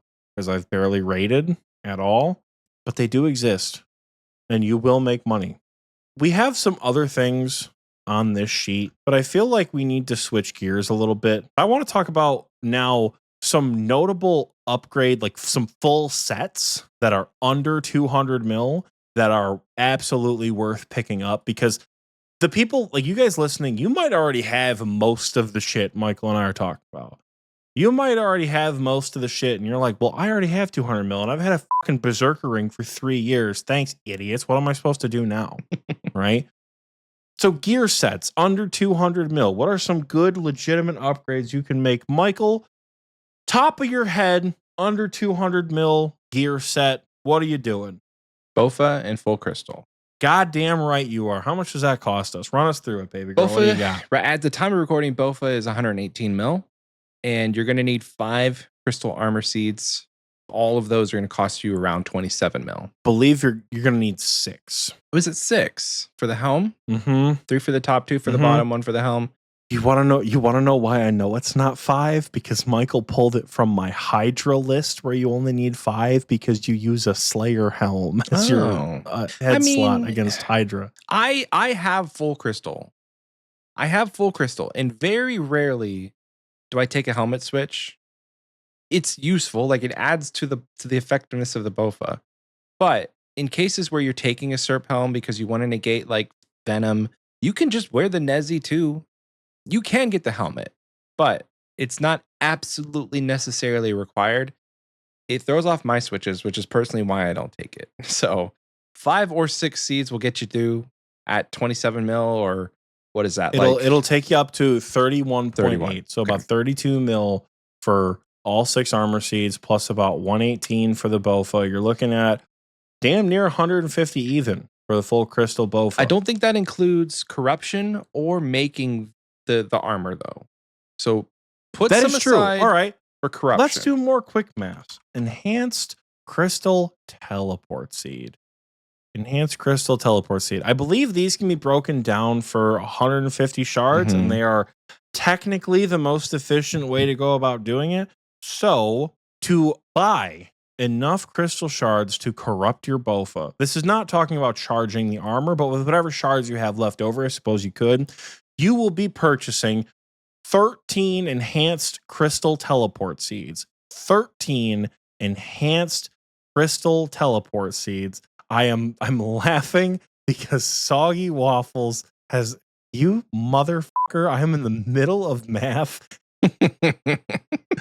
Soggy made a Sulfur Blades equipment screen that says wield Sulfur Blades, use Sulfur Blades, drop dem bitches, and examine Sulfur Blades. Threw off my groove.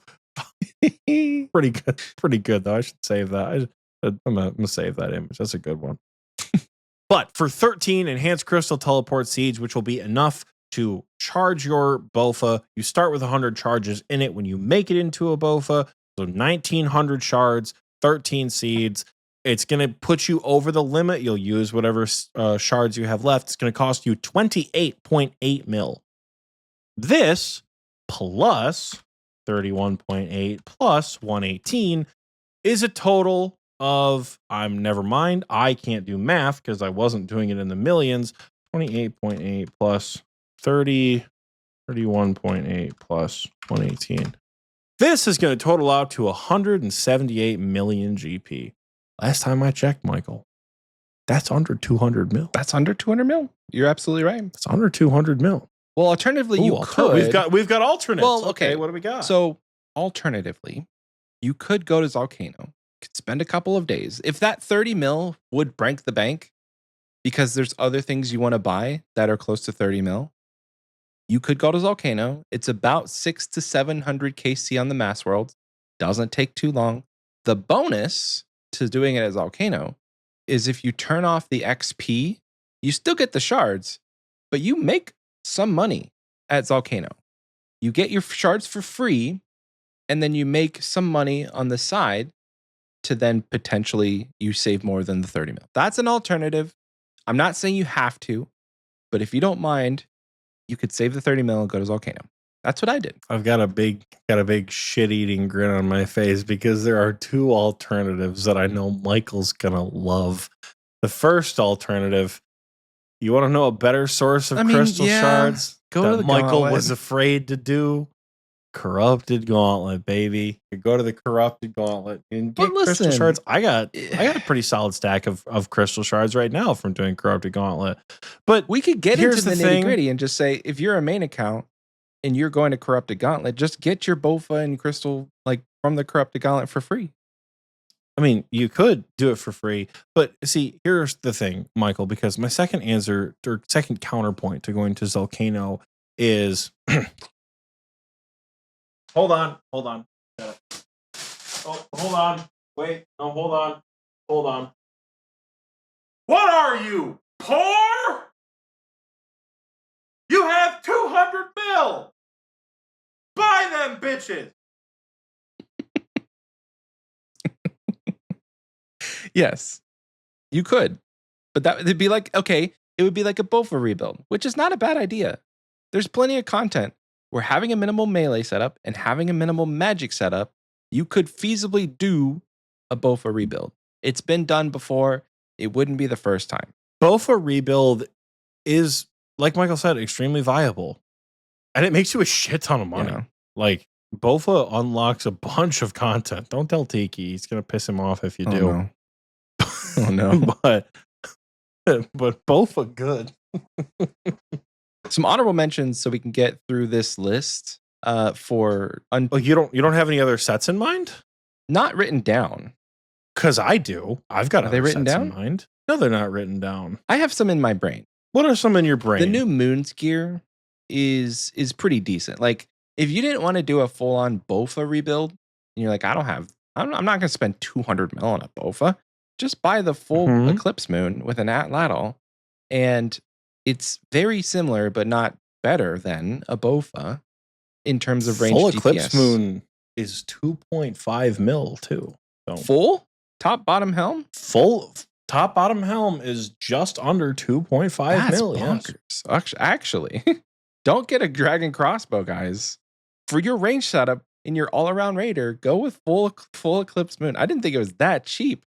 Holy, it's 2.5 mil, and Blue Moon is sitting roughly at like 3.6 mil. Like, Blue Moon's not that expensive either. Yeah, you could drop Arams in favor of Blue Moon, because the cool thing about the Moon sets is they have strength bonus. You know what the caveat is? The Atlatl itself is 2 mil. That's not the worst though. Because I was just looking at the armor. So it's about 4.5 mil for the full Eclipse Moon set. Well, the great thing about the all-around raider that we talked about earlier, that list, it's plus or minus 10 mil. Because we left you about 10 mil for supplies and other extras. So you could sub in full Eclipse with Atlatl and 10k darts and you're off to the races. It does have it has a shorter range, which can be cumbersome. The Bofa just has an insane range. Like, you could be across the world and shoot with the Bofa, but the Atlatl, you have to be pretty up close. So, yeah, the Eclipse set. I don't know much about the Blue Moon set to say like, hey, buy the Blue Moon and take the spear, but like, it can autocast Ancients, which is pretty cool, and it can autocast. I believe it can autocast Arceus spells as well. So if you need a staff that you use everywhere, like if you're going to TDs and using Demon Bane, and say you're using for your barrage and your burst tasks, I use the Blue Moon staff, which is pretty decent. But the full set, I don't know, because like both of those are probably going to be Slayer tasks, so you're going to be wearing your Slayer helm. But the full set's probably not that bad. Yeah, I wouldn't know. wouldn't know. I mean, I'm sorry. I genuinely, I don't know. I wouldn't know. But okay, so those are the only two other sets that I could think of. What do you have that's under 200 mil? Some thoughts off the top of my head that are under 200 mil. Number one, Missouri, full fortified Missouri is 164 mil. Now, here's the tricky part about Missouri.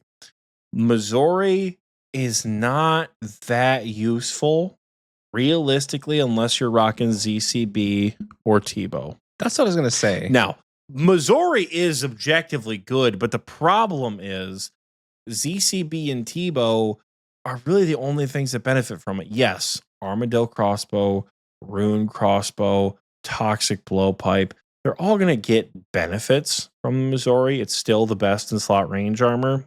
But if you're consistently raiding with full Missouri and a Dragon Crossbow and not a Bofa with full crystal, I don't want to say you're doing it wrong. You're just doing it weird.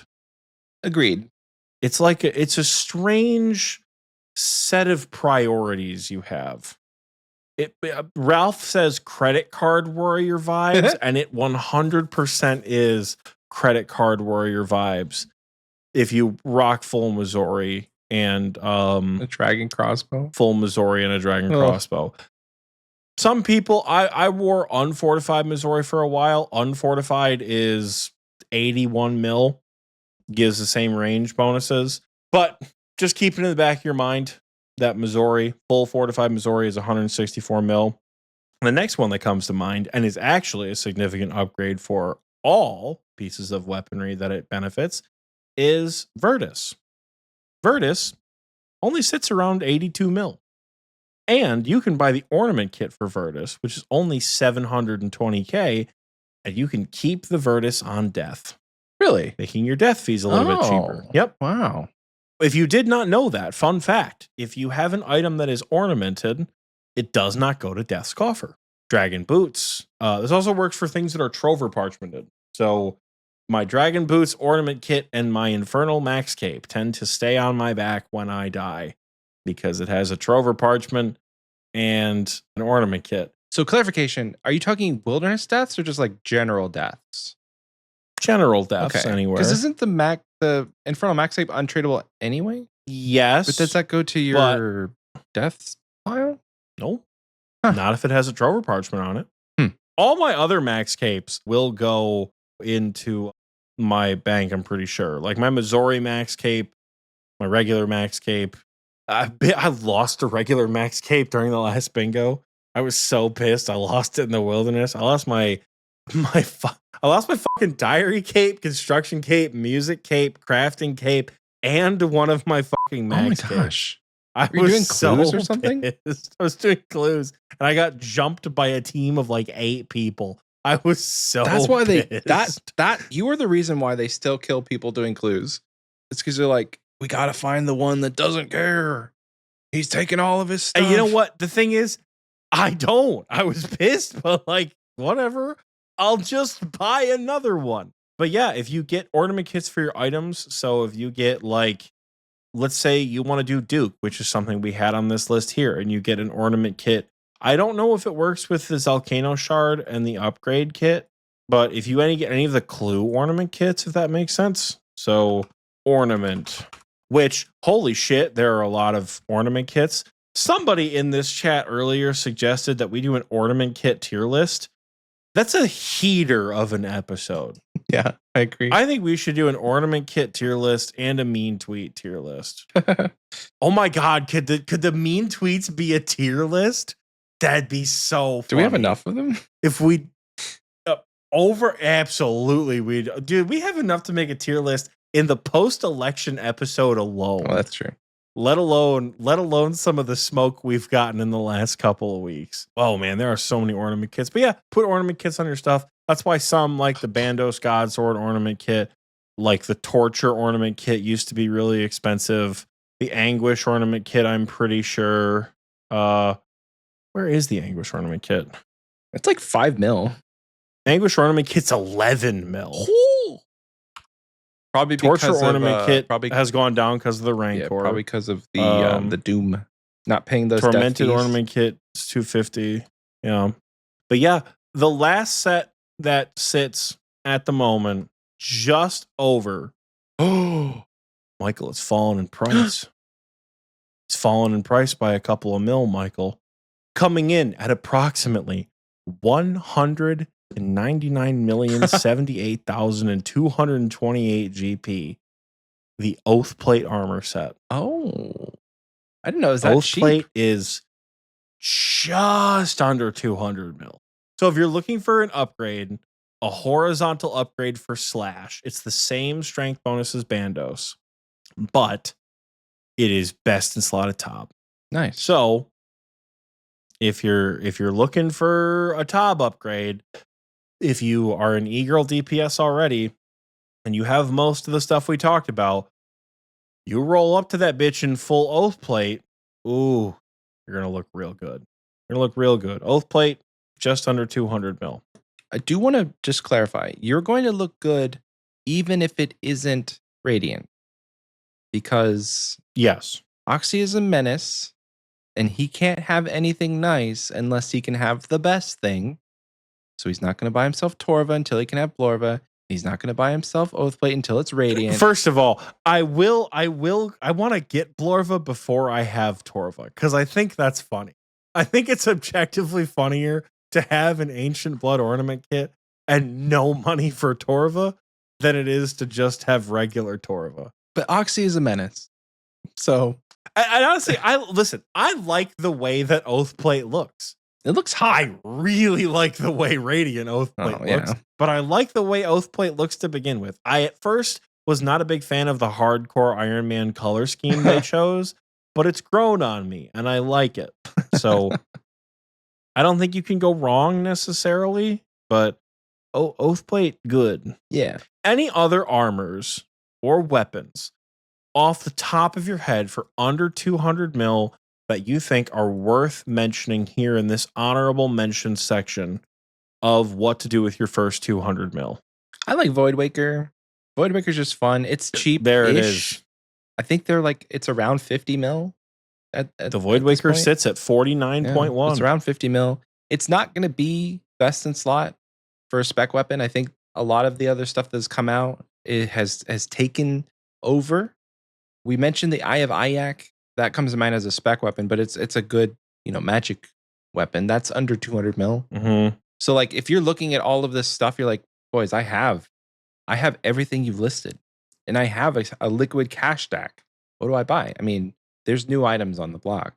Buy the Eye of Ayak. Dragon Hunter Lance. Dragon Hunter Lance is also a big one. And I think the recording booth chat has put it at, Ralph in particular has put it to a point that I think is great to cap this episode off at. If you have a lot of the shit on this list, if you don't care about PVM, you fall into either one of those categories, skills. Spend the money. You got 200 mil. Bust out the mahogany tables.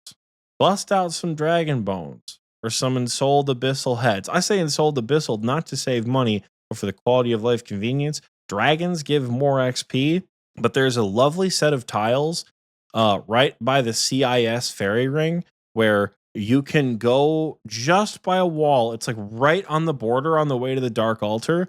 And when you summon an abyssal demon, you'll walk one tile to the west and you'll be on a wall. And then you'll summon an abyssal demon and you'll walk one tile to the east. And you'll just go back and forth with auto retaliate on. Yeah. And it's pretty chill. And you can't do that with a dragon because the dragon's a 3x3. But the abyssal demon's a 1x1. So I really liked ensouled abyssal heads myself because they're just very chill. Spend money on that. Spend money on crafting. Spend money on fletching. Spend money on farming. You guys are looking to go on the maxing grind or anything like that. I would say for what we talked about today, the two most important skills, Michael, say it with me, starting with C. Construction and prayer. Herblore. Close. You know what? Prayer's a good one. I'll give you prayer. Prayer's a really good one. Why Construction, prayer, and herblore.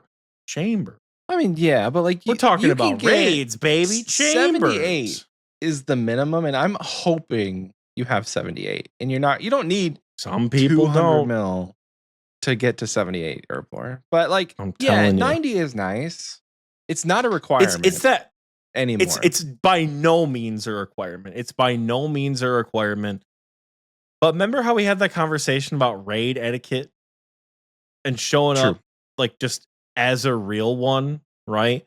If you show up to a Chambers and you've never done it before, you roll up Chambers and you're like, yeah, I listened to this podcast with these two really hot dudes, and they told me to get 90 herb lore with this 200 mil money I had left over. Is that useful here? Oh, baby.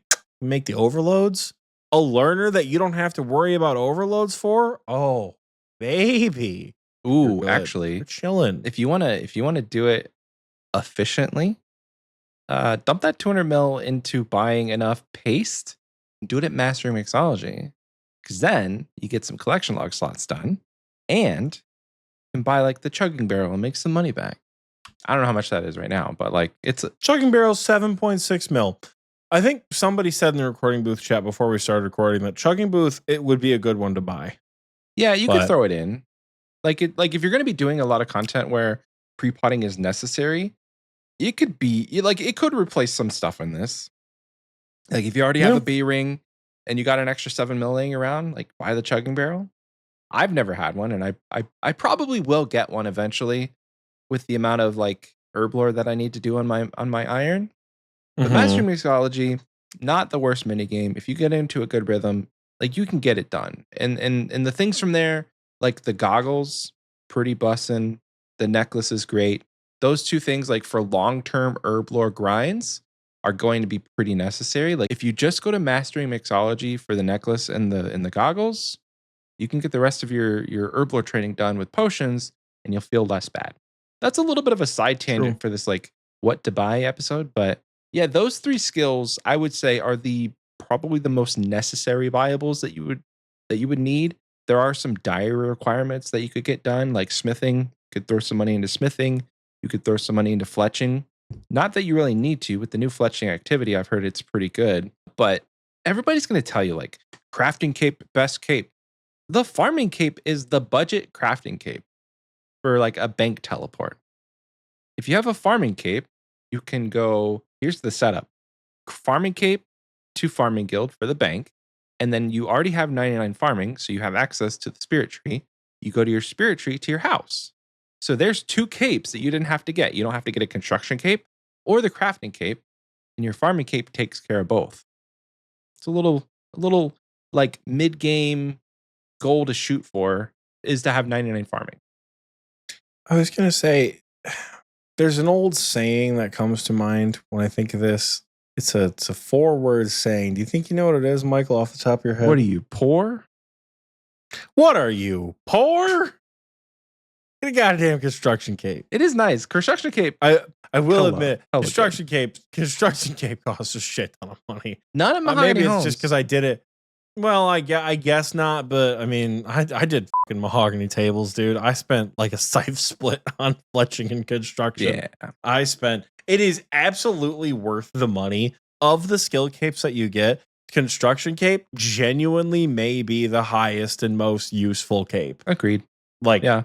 If we haven't already done a skill cape tier list, construction cape is in the S+ number 1. No spot. questions.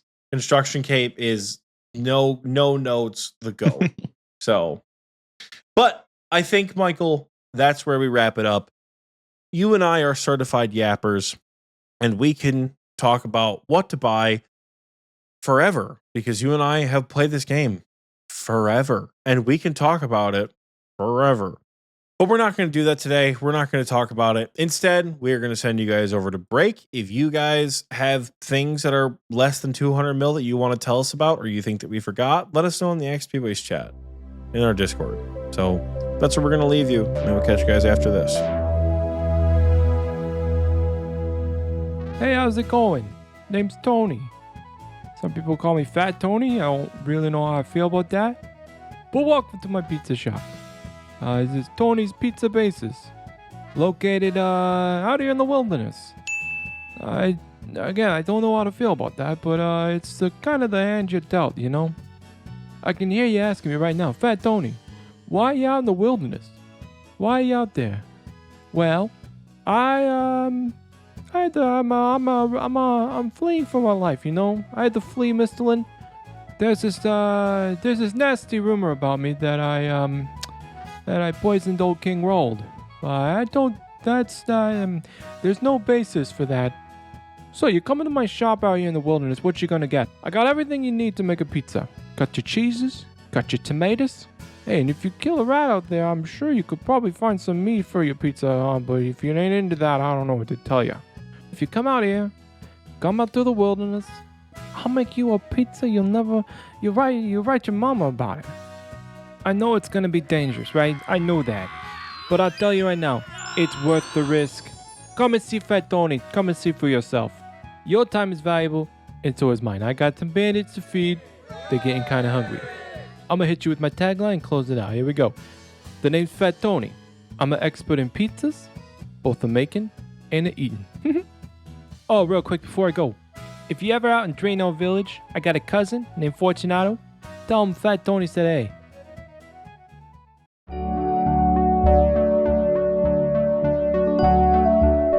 Welcome back. I hope you enjoyed that commercial because I know that I sure did. It is currently 11:07 p.m.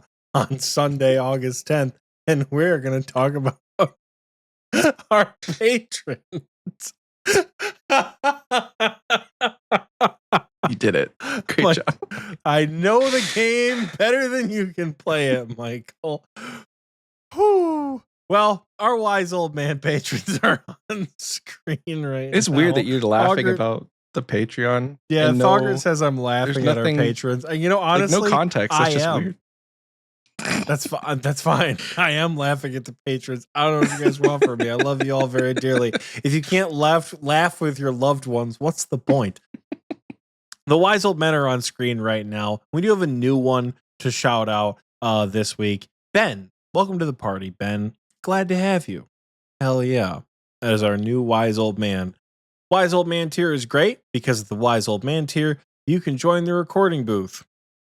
And the recording booth is where we have all sorts of fun antics, like heckling us during the show, or listening to me bitch about the fact that the copy of Pokemon Black, I realize that there's no sequel there. The copy of Pokemon Black I bought today doesn't work in my 2DS XL, and I'm pissed off about it. So I have to take it back to the game store tomorrow on my lunch and ask, hey, what the hell?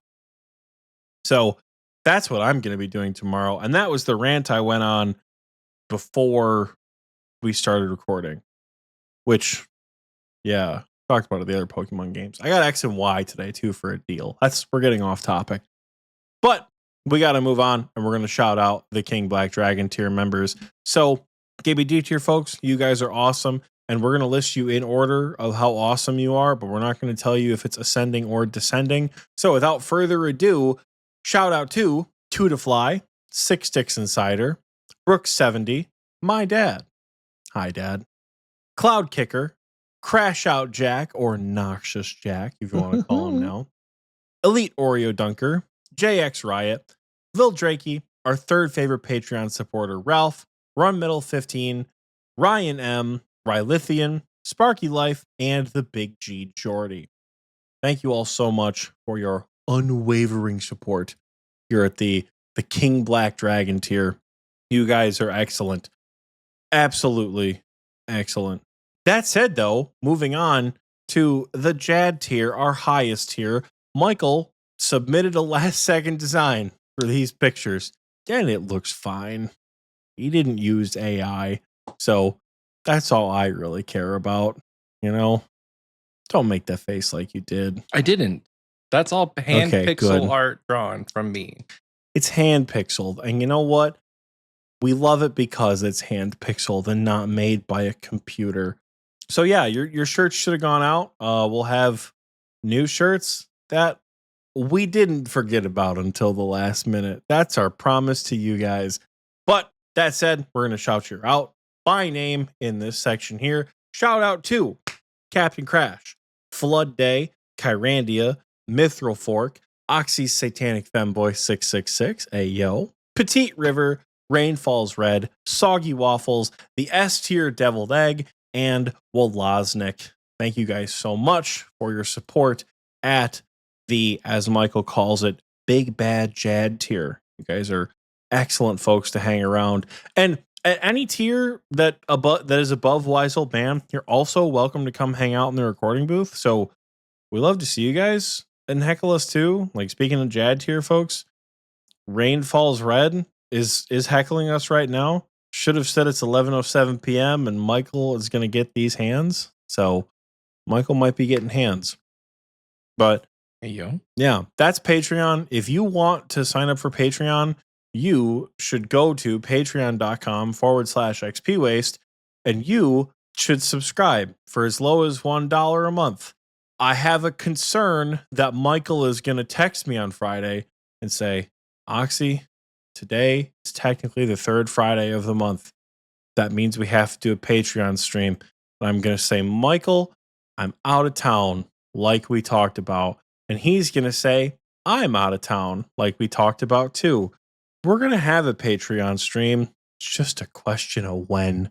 You know, it's just 22nd. A question of when. Oh, frick, no. The first was a Friday. This is the third Friday. It's just a question of when, baby. No. I told you, Michael. It's just a question of when. Probably the 22nd, if I'm being honest. Because it's entirely possible. Not home on the 15th. Neither am I. I'm going to be on the other side of the state, but it is entirely possible. It's coming. Patreon.com/XP Waste. Subscribe for as little as $1 a month. Shout out to the gnome child. I've shilled enough. Michael, community question. What you got for us? Community question, folks. It's a big one. We're talking new materials. So last week, we asked you guys, what new real-life resource would you add to OSRs for sailing, and what purpose would it serve? We've got a couple of replies I have to filter through here on Spotify, but we're going to start with Dinosaur, who says tungsten. It's the strongest metal on Earth and seems like it would make a pretty good battering ram on the front of your ship, or a real good metal to use for reinforcing the hull. My wedding ring is made of tungsten, and that bitch is heavy. Let's go. Yeah, I've heard tungsten is, like, it's very expensive too. With how dense it is, like a ball of tungsten can be very, very expensive. One of those things like YouTubers buy to just show off. Next up, Diesel Daddy says, they need to add a sailor's rum that gives you a big level boost, but gets you drunk. And if they don't bring back the hand cannon as some form of reward, I will riot. Hold up, with a hand cannon, they're bringing back the hand cannon? Like saying that it was, that's a tangent that we don't have time to explore. So hand cannon would be cool though. Guns, aka hand cannon. Next up on Spotify though, Legendary says, what if you had to clean your ship from time to time using a chisel or something of the sort? So because you got barnacles, maybe they're used as a secondary ingredient as an alternate way to make the fishing potion for a +3 fishing boost. Could help you get the levels for the fabled Merlin, the wizard fish. Yarg. Legendary, if you weren't in the recording booth, I would cuss. You would cry. I would cry, actually. I'd cry. Fizzman15 is up next, and he says, I'd like my personal Japanese sushi chef on board my boat. I'm happy to pay extra for some premium sushi. Let's go. Having sashimi would be pretty sick on the boat. Premium sashimi. That'd be good. That's it for Spotify. We only have a couple here on YouTube, but we asked you the same question. What new real-life resource would you bring to OSRs for sailing, and what purpose would it serve? Freddie J. Paws says, when I visited a Viking ship museum in Rockslide, I learned that a lot of the curvy components that made up the ship were selected from naturally bent wood to help add strength.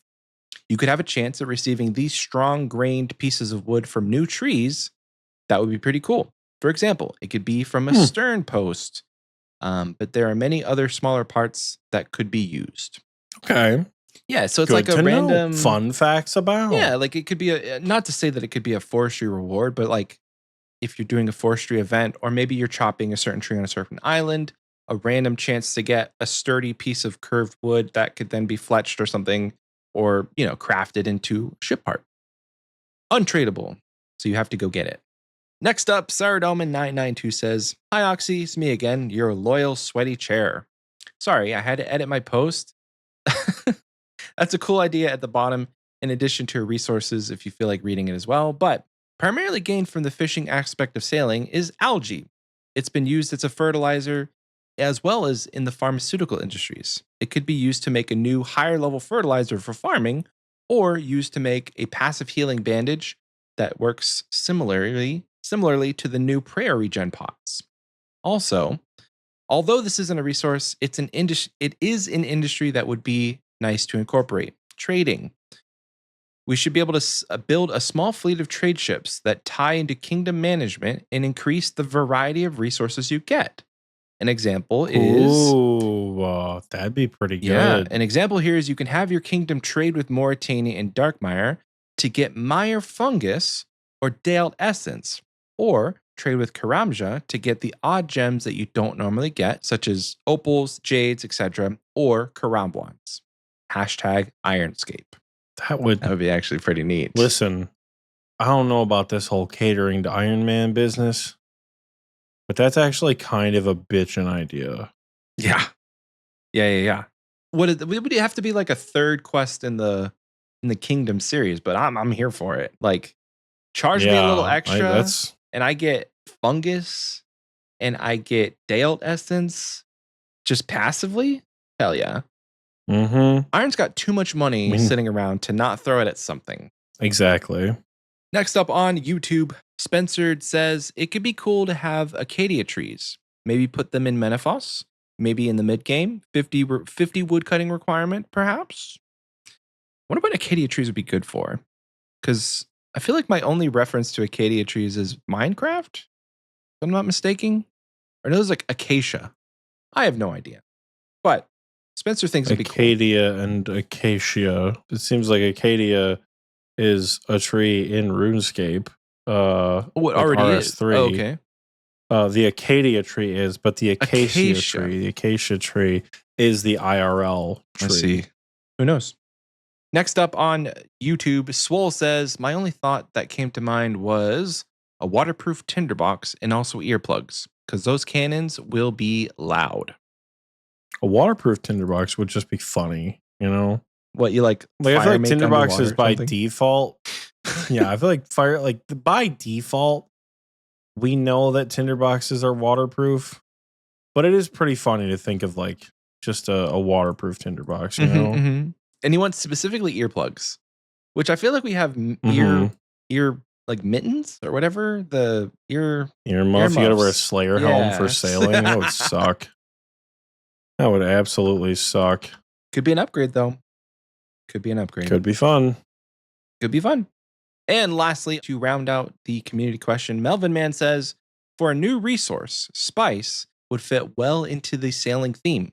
Also, this past week, you mentioned the pain of stew boosting. This got me thinking, maybe one of the new spices could be used to somehow combine or refine the spices to improve the current spicy stews, so that it's a guaranteed positive stat boost when consumed. P.S. P.S. Thanks for the planners and teachers during the Cox Learning event. We all really appreciated you showing us your cocks. Showing us cocks. They did a great job showing them cocks, I'll tell you that. But no, seriously, the spice, like a refined spice from somewhere that what he says is that's such a bitchin' idea. Because then it takes like 50% of the options out, then you're more likely to get that +5. Not that it's a guaranteed +5. It's just you won't get the -5, the -4, all of the bad options. Anything but a +5 is really a negative when it comes to stews. It feels real bad. But it's more of a chance. So I'm here for it. That is the community question, guys. Thank you so much to everyone who answered last week's question. This week's question will be, what tier list should XP Waste do next? Leave your answers down in the comments on Spotify or under the pinned comment of this YouTube video. We're open to almost anything that's RuneScape related. So let us know in the comments. Excitedly reading your answers, not next week, but the week after. So I'm going to take it now, ball it up into a little heart-shaped ball, and I'm going to gently toss it to Oxie for achievement of the week. Beep, beep, beep, beep, beep. All right. We are, Tiki says Kalo Waves tier list. All right. Well, Tiki's been banned from the Discord. Just throwing that out there for you guys.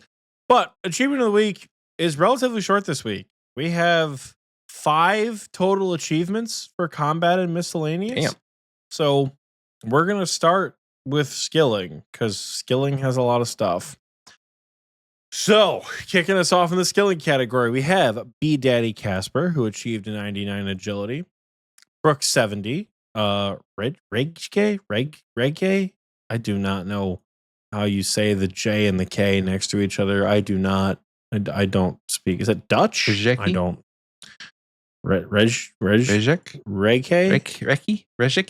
Is that Brooks? Brooks 70. Reiki? Brooks 70. Reiki, maybe?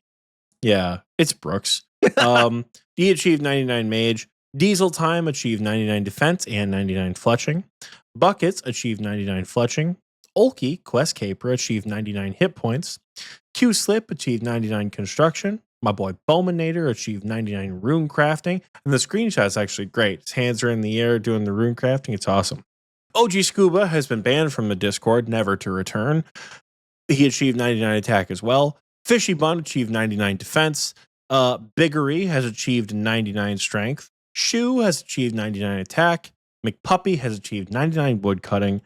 Vespolar has achieved 99 range. Weft has achieved 99 hit points. Dr. Monkey has achieved 99 strength and 99 range. And Clay, good old Clay Taurus, the Dragon Warhammer King himself, has achieved 99 farming, quite possibly at bear. I don't know. I know he does quite a bit of bear. Additionally, Iron Dice achieved 2K total, and I feel like is disappointed because of the bad worlds, which, boy, there are some rough worlds right now these days with some of these servers.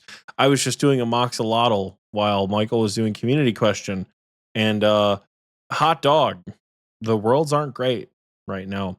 I need another pendant of ATs, and it takes me 2 seconds to kill the boss, so why not? Moving on over to our combat achievement section, I kid you not, this is the entire section. Vespolar completed the hard combat achievements, and Decoom completed Radiant Oathplate. That's it. Woo! Hard CAs are awesome, and as we have said multiple times in this episode, Radiant Oathplate is sick as hell. Miss Chi says everyone's at Crab. My first thought was, not everyone's at Crab. I'm not kidding. I am literally at Crab while we do this episode. Like, I am camped at the Crab training range while I talk about this shit to you guys. So I get it. But that's the combat achievement section. That may literally be the smallest combat achievement section we have ever. That's crazy. But moving on, I guess, to the miscellaneous section, we have 2 quest capes. We have Steel Beams, who may be a little bit of a psychopath, waited to do rat catchers at the very end. Good for you, brother. And then Dice Hunter with the double this week, also achieving a quest cape. No, that's Iron Dice. Never mind. Sorry, 2 different dice people. You get nothing except a quest cape, which is awesome. That said, though, we do have it, Michael. We have a rare achievement. A rare achievement that we don't see very often here, all done within 1 week, too, with the fabled triple-double. Whoa! Vespolar has gotten their music. Let's go. Well. So between 99 range, hard combat achievements, and the music cape, Vespolar has achieved a triple-double and has gotten a name shouted out in every single category. Congratulations. Which is That's just huge. Fun. If you did something awesome this week and you want to tell us about it, head over to Discord. Head over to our Discord. I'm getting ahead of myself. Head over to our Discord, discord.gg/OSRSTNL. Post about it in our levels and achievements chat, and you can post anything in there. Somebody just posted there earlier that they got base 69 attack, strength, and defense. Nice. I'm pretty sure the sauce, and it has 12 nice reactions to it. So let's go. Honest to God, like, that's cool. That's cool. Also, looking at the timestamps, had we recorded at our regular time, Decoom got Radiant Oathplate today at 5:30 p.m. So we would have had 1 singular combat achievement if we recorded at our normal time. Post about literally anything in levels and achievements. If you think it's awesome, post about it. It doesn't have to be an Infernal Max Cape. It doesn't have to be 99s.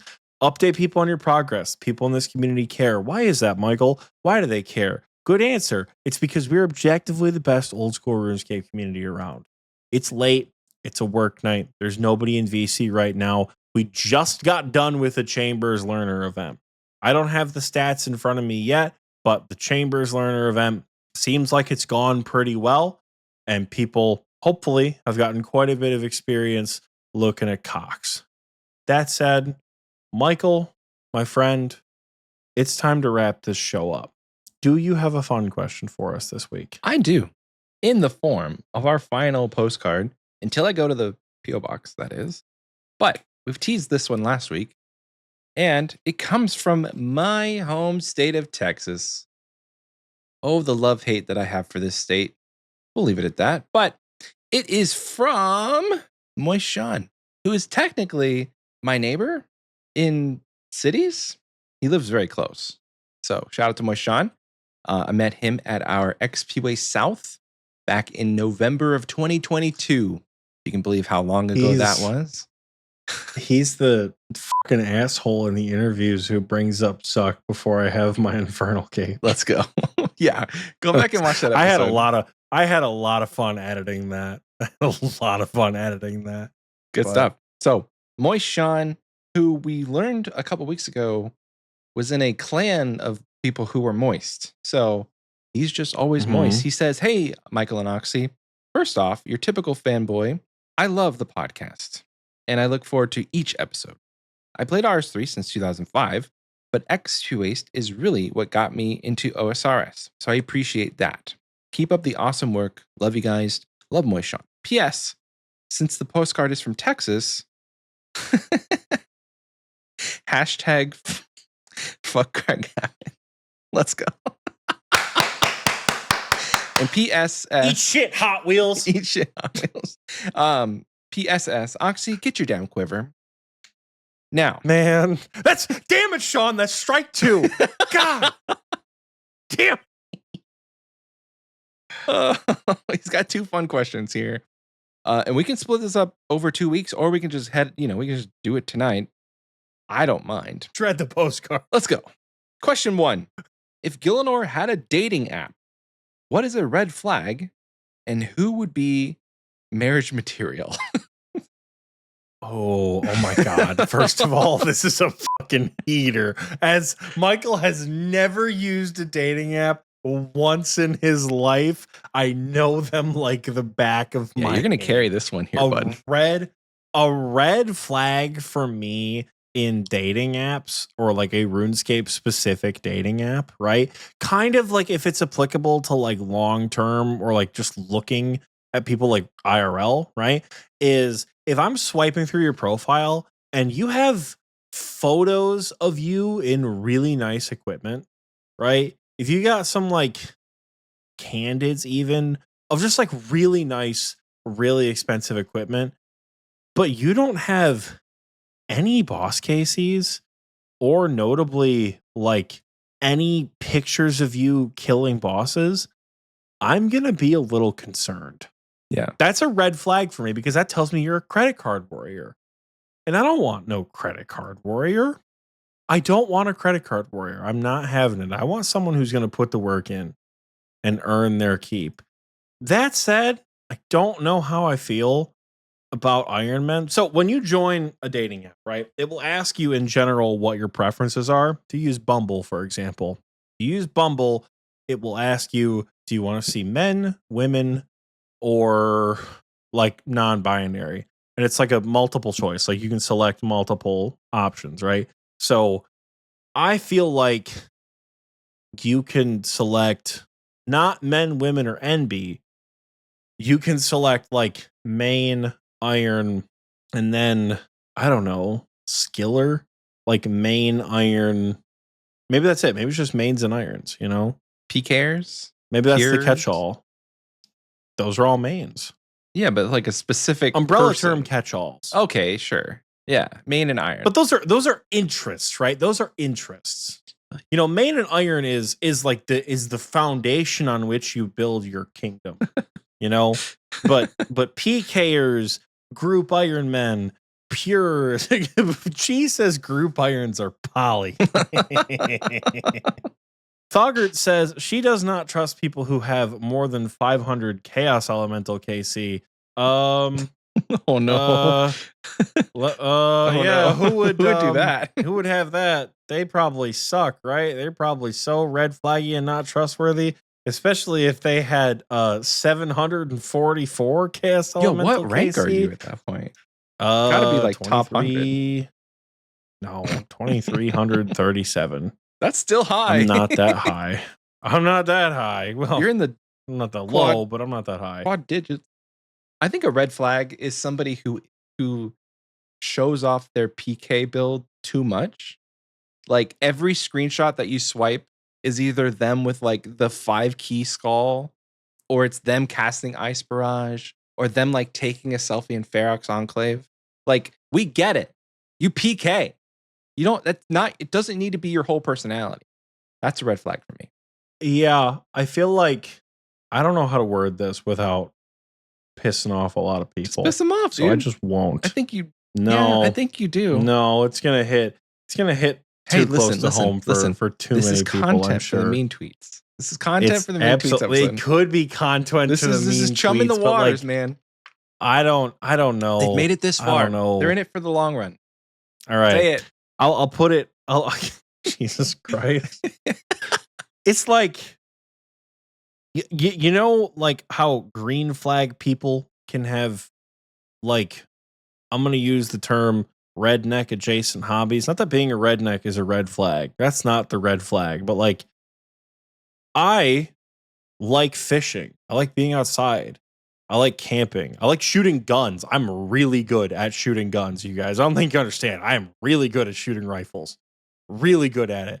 I also like trans people. So, like, you know, I also don't think immigrants should get locked up. Like, I don't think genocide's okay. Like if you can do both, right? Like, if you could PK and not be a fucking piece of shit about it, you know? Like, it's I rare. feel like if you're PKing, no, not with like IRL PKers, like on a dating app, if you're posting about how much you like PKing, you're either just a fucking douchebag. You're a fucking douchebag, or you do it professionally, right? Maybe someone like Dino rolls across your feed, or Messiah, right? People who do it professionally, right? Like, you can't get mad if someone posts a fishing picture because they're a professional, like, fisherman. A bass I lead, if you will, like you do professional bass because fishing. Like, just because you're famous and you're good at it doesn't mean it has to be your whole personality. Like, if a famous bass fisherman was on a dating app and all 6 pictures of them were with like their PB, I'd be like, dude, you need to go touch grass. Go outside, please. Dog, okay.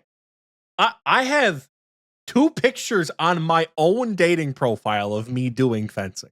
You know that, right? I've never seen your dating profile. Well, you're going to get the tour. You're going to get the tour. Jesus Christ. I just want to look at my own profile here. They're probably, you don't, like you've said multiple times, you don't get good pictures taken of you. So it's probably the fact that. Yeah, but you see, good. But you see, here's the problem. When I do. That's one of your pictures. When I do, they're fucking heaters. Yeah, you look Michael. hot, dude. But it's not like you're damn right. It's not I like do. you taking a selfie with a bass, you know? You think I pulled a baddie not looking like that?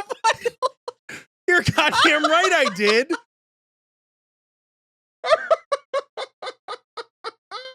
like you mean to tell me?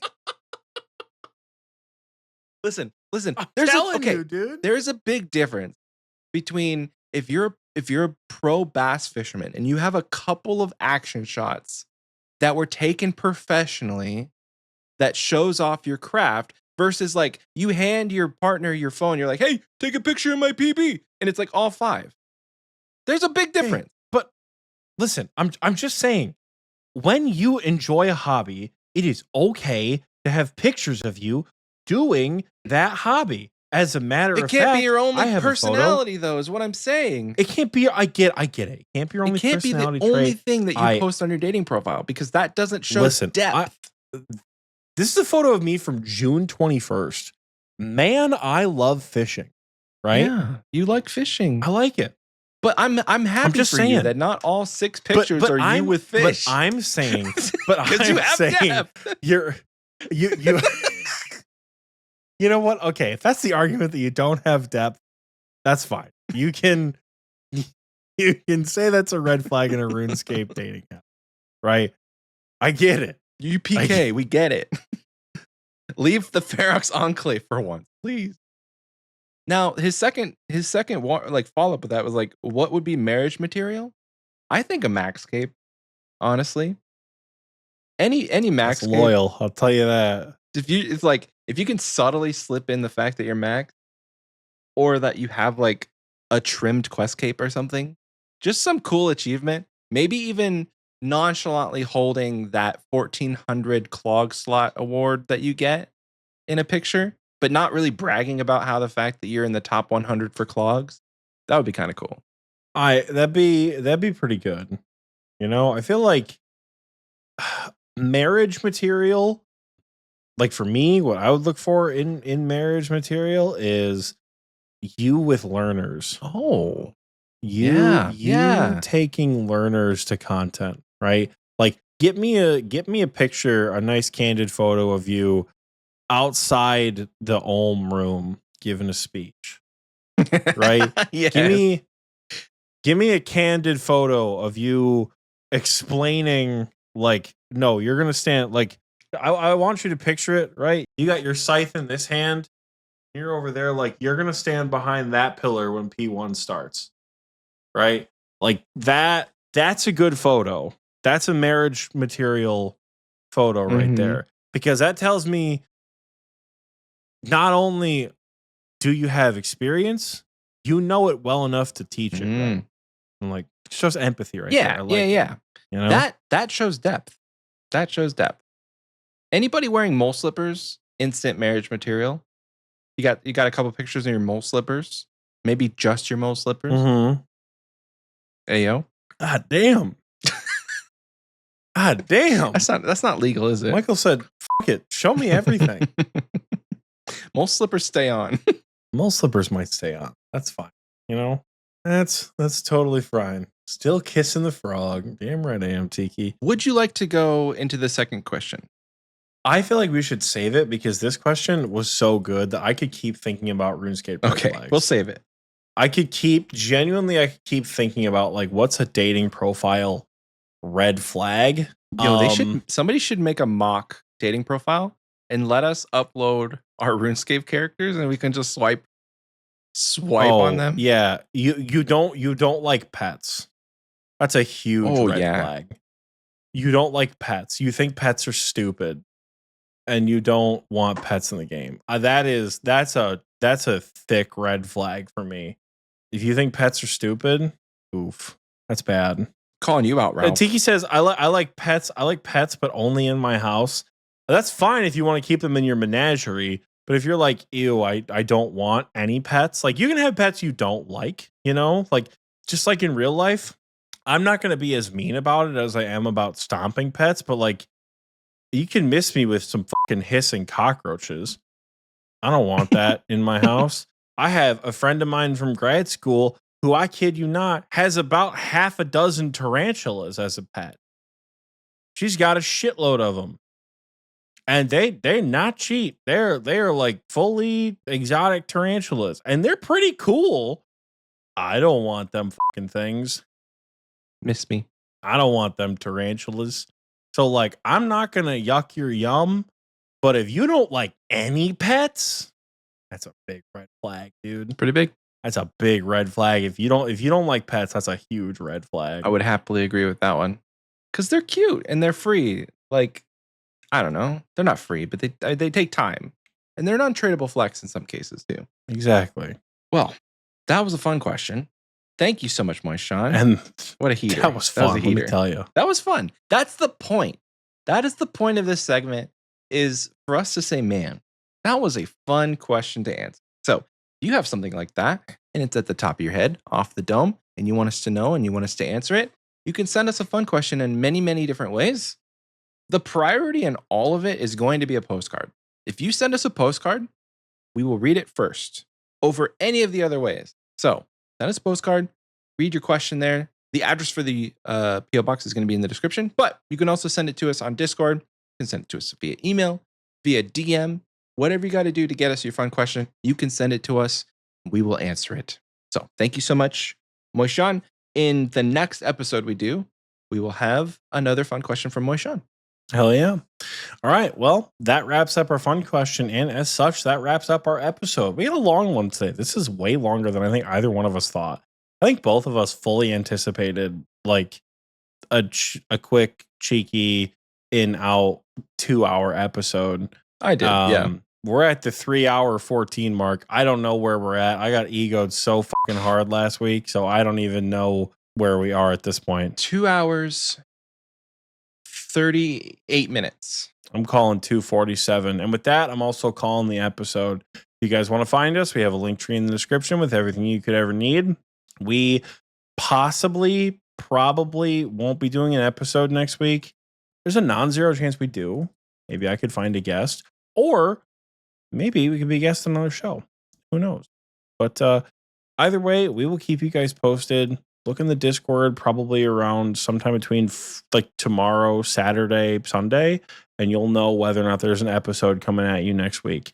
Until then, though, you guys are amazing. Wish you guys good luck on your grinds and have fun earning your next 200 mil. Bye, everyone. Bye.